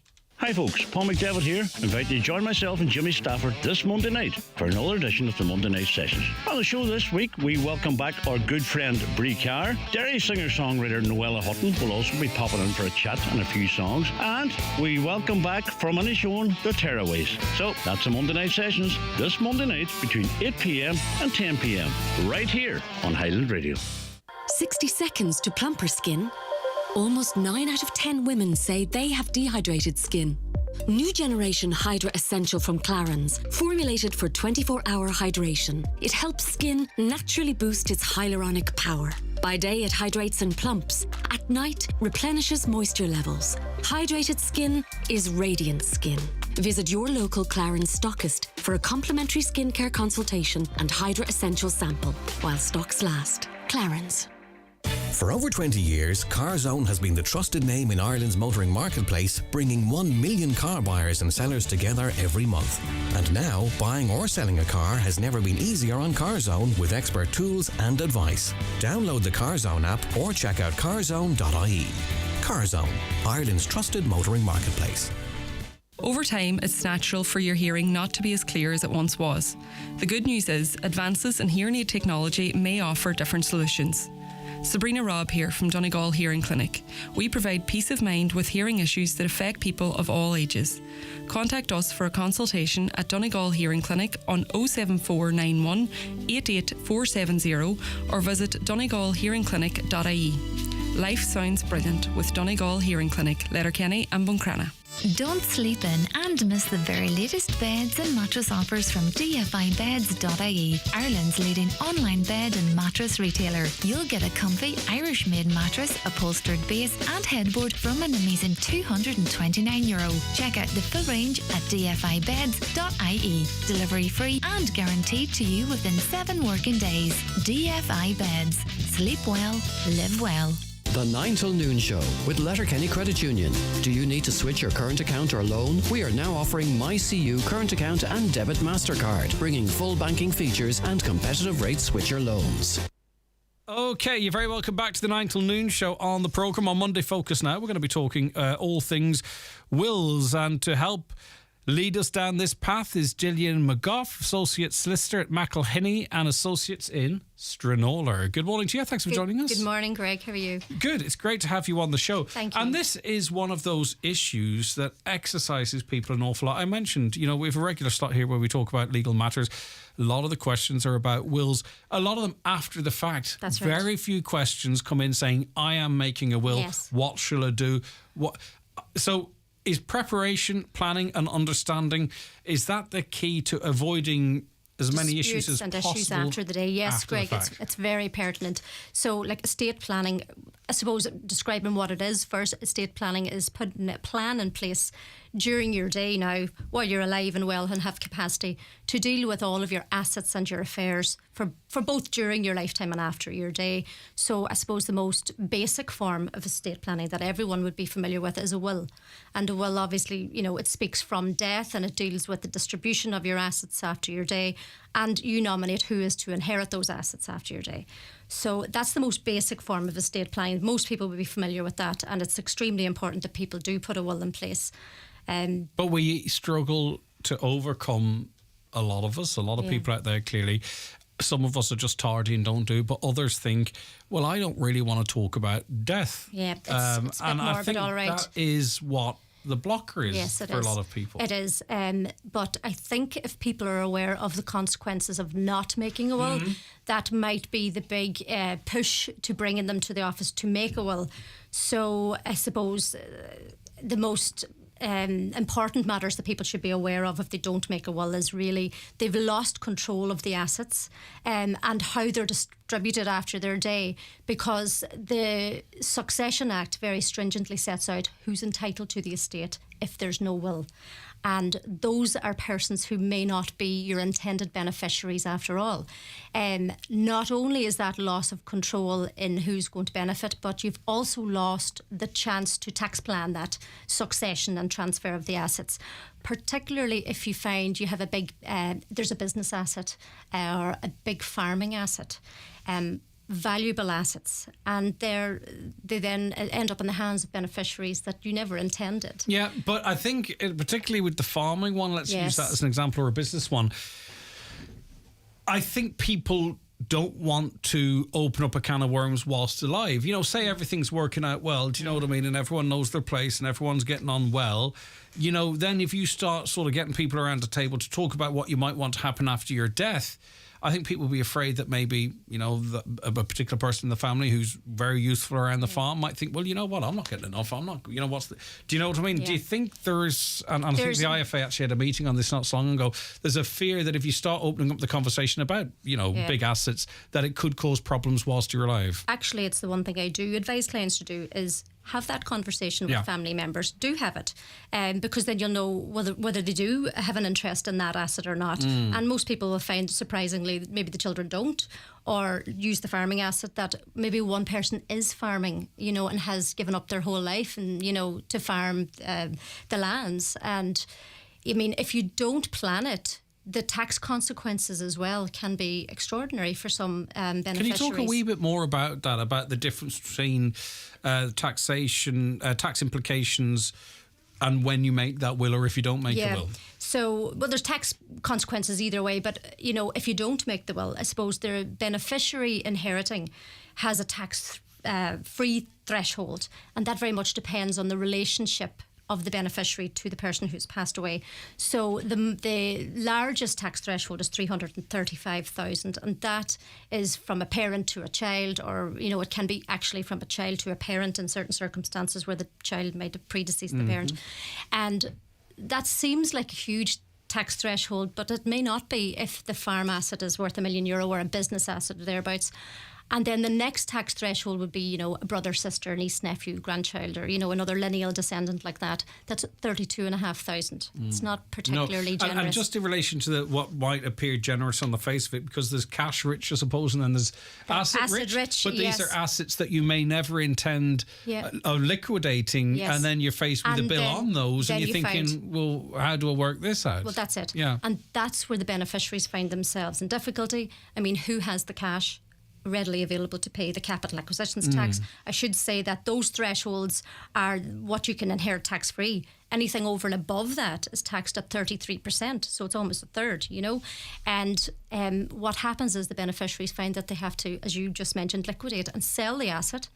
That then can lead to disputes and disgruntlement within families, seeing family businesses having to be sold, family farms having to be sold, which could all have been avoided if there was a will in place with the intentions of the testator set out very clearly. And even when there's a will in place, there are tax incentives there that can be examined, if you like. So we'll touch on the agricultural lands again. There's a sizable relief there on agricultural capital acquisitions tax. So where the beneficiary meets certain conditions and where the asset passing is a certain asset, there can be an agricultural relief. It's a 90% reduction on the market value. So, you know, it's only 10% capital acquisitions tax for the beneficiary. But obviously it has to be planned, and there's certain conditions there for a beneficiary and the asset passing. Similarly, with a business, there's also a 90% reduction there in the taxable value of the CAT, as long as it's a proper business asset that's passing. And again, the beneficiary can meet the conditions. Now, you'll often find that a testator coming in, if they're armed with that knowledge, they can almost prepare the beneficiary, or the beneficiary can take active steps to try and fit the mould, if you like, of and I that. think on those more complex matters, you really need a broader consultation, don't you, with the likes of yourself, because there's a lot to tease out there. Can I give another scenario then? So let's just say, and I think this is probably more representative, though we are a very rich agricultural county in terms, I don't say rich, I mean in terms of how many of them we are. Right, but so say I am married, right, with 4 kids, 2 girls and 2 boys, right? What happens if I die without a will in that scenario? Who gets what? So you're married with children, and you 2 boys, 2 girls. And you make no will. So it's 2/3 passed to your surviving spouse, and 1/3 of the estate then among your children. Right, which divvying that up would be complicated. Of course, it would be complicated, and then you find you might be minor children, and then the spouse has to take it as trustee. Causes all sorts of difficulties. Right, so I make a will now, right? But I don't want my eldest son getting anything because he's a bit of an idiot. Let's just say hypothetically, right? So what can I do in a will? Can I literally put what I want, exclude the eldest, maybe exclude the youngest daughter because I don't like her husband, right? No, but I'm just saying hypothetically, I don't have this family set up. So can I say, right, I want it to go to my wife and I want it to go to the second oldest son and the oldest girl, but I don't want the other 2 getting anything. Can you do that in a will if you wanted to? Yes, well, let's just start by saying, it's your will, and to some extent a testator has what's called testamentary freedom, to some extent. And then it's my job to row in and tell you what could potentially happen. Exactly, all right? So what you're talking about there is disinheriting a child. So it's a Section 117 in Succession Act, right? So that child, where they feel disgruntled, can come back into the estate and make an application that they were not provided for in the estate, where they feel their parent has failed in their moral obligation to provide for them either during their lifetime or after their day. So then, I would try and ascertain from you, well, what provision have you made for them during their day? I mean, were they educated? Did they have an expensive college education? Did you provide them with a lump sum? Were they given a site to build a house? That is provision, and then just you choose to not leave them out of the will. Is that the reason you're leaving them out of the will? Because they've already been provided for? Or are they simply frivolous with money and they're irresponsible? Or do they have an addiction problem? All of that is very important. My questions was quite extreme, but it was just get into exactly the type of stuff you're talking about, that everything's not black and white. It's not black and white. And also your role, really, to do this correctly is probably more important than just to being a witness or whatever it might be, that you're a check and balance capacity, there. Okay, get you right. All right, good stuff. So in terms then of making a will. Yes. What? How do I do it? I'll come into you. Make an appointment, come into me. And I always tell people, if you can gather together a schedule of your assets, put together, I don't need to know money's worth, just let me know what bank account you have, life policies, shares or investments, business assets. Caravan? Anything. Yeah, anything. Cars, holiday homes, dwelling house, and then I take a list of that. I also take a list of any liabilities. Like all accounts too, because I think often sometimes people don't log little accounts that they might have here and there. That's it. Well, if you think of it, as basic as, God forbid something should happen to you and your loved ones are left behind, how are they to know what you own and where it is, other than you give it to your solicitor, who will have the schedule there and will know where your assets are? And it's a good start point then for after your day for your executor to be able to identify where the assets are and to gather them in. So that's what I ask people to prepare. Come in, sit down, let us know what it is you think you want to do, and then we can get people be nervous coming in. They do. I think people in their mind, and I don't equate it to going into a doctor's.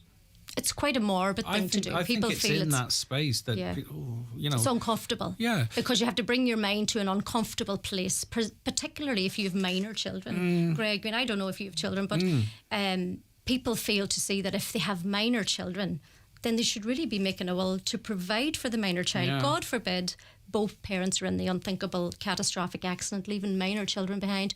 I mean, your will allows you to appoint a guardian of those children and trustees for those children.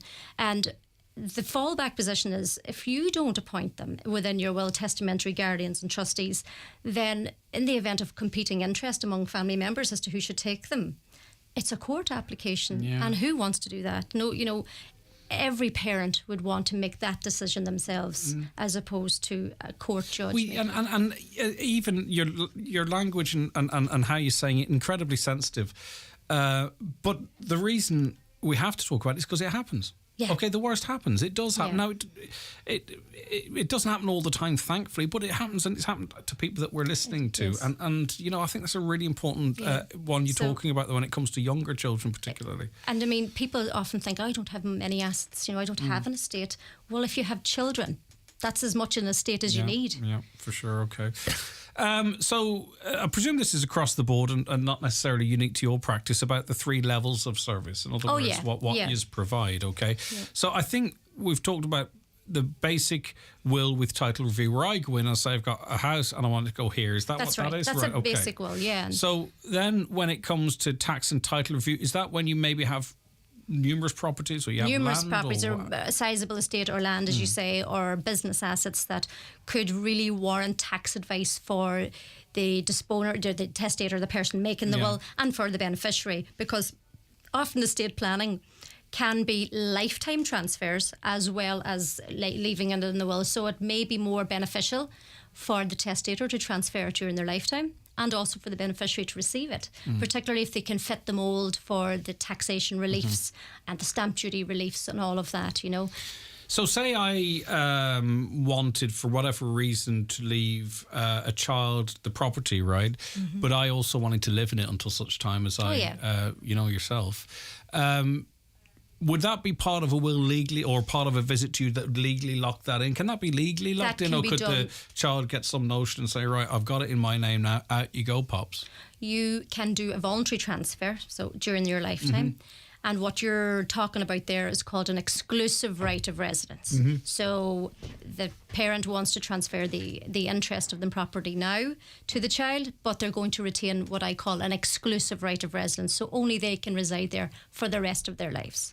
That can be done, yes. Right. Talk to me about a power. And then now, of course, then the full estate plan, I think, is much of what we talked about, bells and whistles. Yeah. Is the enduring power of attorney an important element of that needs particular mention? It is. You'll recall at the very start I said an estate plan is dealing with your estate and affairs for both during your lifetime and after your day.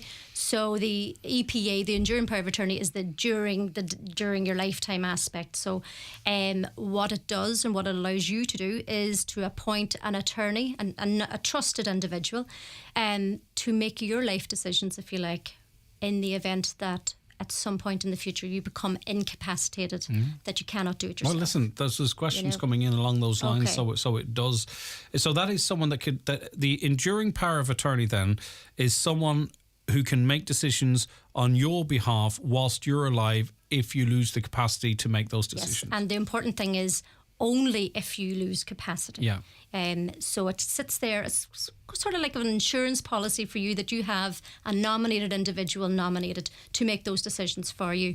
Because now, can you have a succession within that? In that, let's just say let's just say I did become incapacitated, and the person that I've entrusted to look after my affairs themselves succumbs, right? Okay, so what you're talking about there is a substitute attorney, and the document does allow for as many attorneys. So if you wanted 2 and then 2 substitutes, right. So yes, you good can. Good to cover that as well. Again, don't want to talk about it, but these things happen, right? Okay, we're in the company here of Gillian McGough, Associate Solicitor at McElhenney's and Associates in Stranola. So we've covered quite a bit of this. There's other stuff as well, but your questions, they're an important part. We're going to get to those after a quick break. The 9 till noon show is brought to you by Letterkenny Credit Union, offering low-rate car loans with fast approval. Apply online at letterkennycu.ie or in office today. If something's free, why would you turn it down? I mean, a free haircut from a 5-year-old. Oh, no. Or a free sample of onion paste. Oh. Well then, how about a free tour of your neighbour's new shed? Oh, that sounds, well... OK, look, they were bad examples. But how about a free eye test and free glasses from the €69 range at Specsavers with your PRSI? Well, that sounds like something to smile about. Book an appointment or find out more at specsavers.ie. If you ask me, the minimum wage needs looking at. If you ask me, a gender pay gap still exists. Important questions need to be asked about work and pay. That's why the Central Statistics Office is asking you and a sample of employees all over Ireland to take part in our Structure of Earnings survey. With your help, we'll inform debate and crucial decisions. The CSO is independent and the survey is confidential. Your data won't be shared. So if you receive a letter from the CSO, take part in the Structure of Earnings survey and have your say. Connect Hearing is open for free hearing tests. Our audiologist is available Monday to Friday for wax removal services at our Letterkenny Clinic in the Courtyard Shopping Centre. We also offer a home visit for those who aren't able to visit us. Our hearing is our social sense. Are you finding hearing more of a challenge? Call Ursula today on 07491 13296 to make an appointment. Good hearing helps us to connect to our family, friends and loved ones. Connect Hearing, connecting you to life. Are you building, moving or renovating in 2023? Think Irwin's Expert Electrical for all your home appliances, big and small. With our layaway service, you can secure your products now with a deposit until you're ready to collect or have them delivered. Irwin Expert Electrical, Letterkenny and Buncrana. Your local credit union has become aware of a text and email scam claiming to be from Credit Union, stating that accounts have been placed on hold and asking the recipient to click on a link to verify their account. If you get such a text or email, please do not click on the link.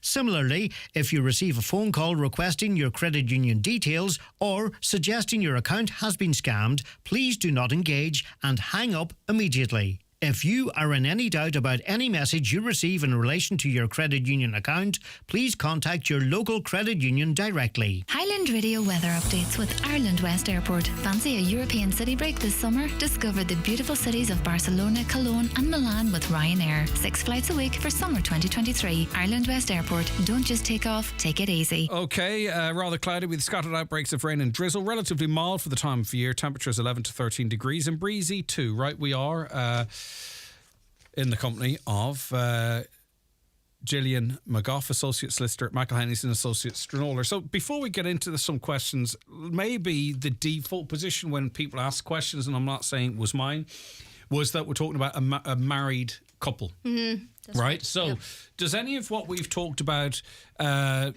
change in terms of cohabiting couples, which is more and more common now, or even same-sex couples, for example? So maybe two men are in a relationship, cohabiting, has the laws and their rights, have they caught up to that of a man and woman married or cohabiting, for example? No. So there's huge differences there, and it's a huge area that needs to be explored and properly put in order if you wish to benefit your cohabitee. Firstly, I should say that cohabitees are not automatically entitled to any share in the estate, even if there's no will. So if you pass away without a will, your cohabitee is not entitled, gets nothing. You may have a situation where people are cohabiting but yet were previously married and may not be divorced because of the costs of divorce, and could be cohabiting for 10, 20 years in a previous marriage, still sitting there. If they die without a will there in those circumstances, the spouse is still a spouse for the sake of inheritance. I imagine there can be a great deal of challenge to that too, because the cohabitant might say, well, I've invested such and such, or we put this kitchen in together, or we did that extension. And then the wife or husband might say, well, we built that house together and half of that's in my name. So I think actually that's a really, really, really important area that people need to get on top on, because as I say, society is changing now, and the laws and what have you aren't catching up as quick. It's a huge avenue for dispute, and you have to remember that disputes in the estate almost eat all of the money in the estate. Cohabitees, if they are benefiting under a will, and you want them to benefit under your will, the second thing you need to be aware of is that they are strangers in blood as far as the revenue are concerned. They are not family members to you, they're strangers in blood. So they get the lowest form of tax-free threshold allowance, which is 16,250. All right. So again, they're in a difficult position there, trying to benefit each other on their death. But there are measures that you can take to try and counteract those tax consequences that can be catastrophic there. So good financial planning is what is needed there for cohabitees. There are policies that you can put in place. Now, I'm not a financial advisor, but I do know of these policies. One such policy is called, they're life policies, but they're very specifically named the policy on the life of another. So the cohabitees would take out a life insurance policy on the life of the other. Get you. Pay the proceeds or pay the premium out of their own bank account. What that does is, on the death, untimely death of one of those cohabitees, the premium is paid to the surviving cohabitee tax-free. So the full premium is allowed to be paid tax-free because they've paid the premium on the life of the other. And that money then can be used to offset any capital acquisition. Now, I know to some extent I've probably thrown a cat in the works, and we're not going to get it all sorted and cleared up today. Okay. But I think what we've done is we've highlighted the importance of actually maybe people who are listening to this in that situation go, right, I never thought about that. And then they can get in contact with the likes of you and start sorting it, because I think, and it can be explained in more face-to-face detail at that point, but I think it's just really, really worthwhile. Right, let's get to some... I don't know what to do here with the time we have. Can the executor of a will also receive something under the will? Yes. In fact, I think it's more beneficial, because then they have a vested interest to come in to you to do the job, to get the estate tidied up, and ultimately they'll benefit themselves. So yes, you can. What does the word probate mean?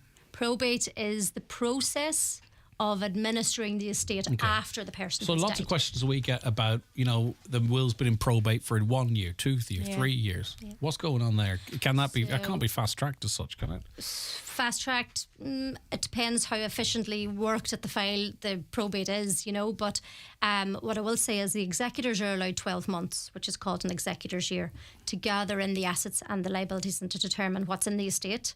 After that, you would be hoping that you can have enough information to submit all of the information to probate.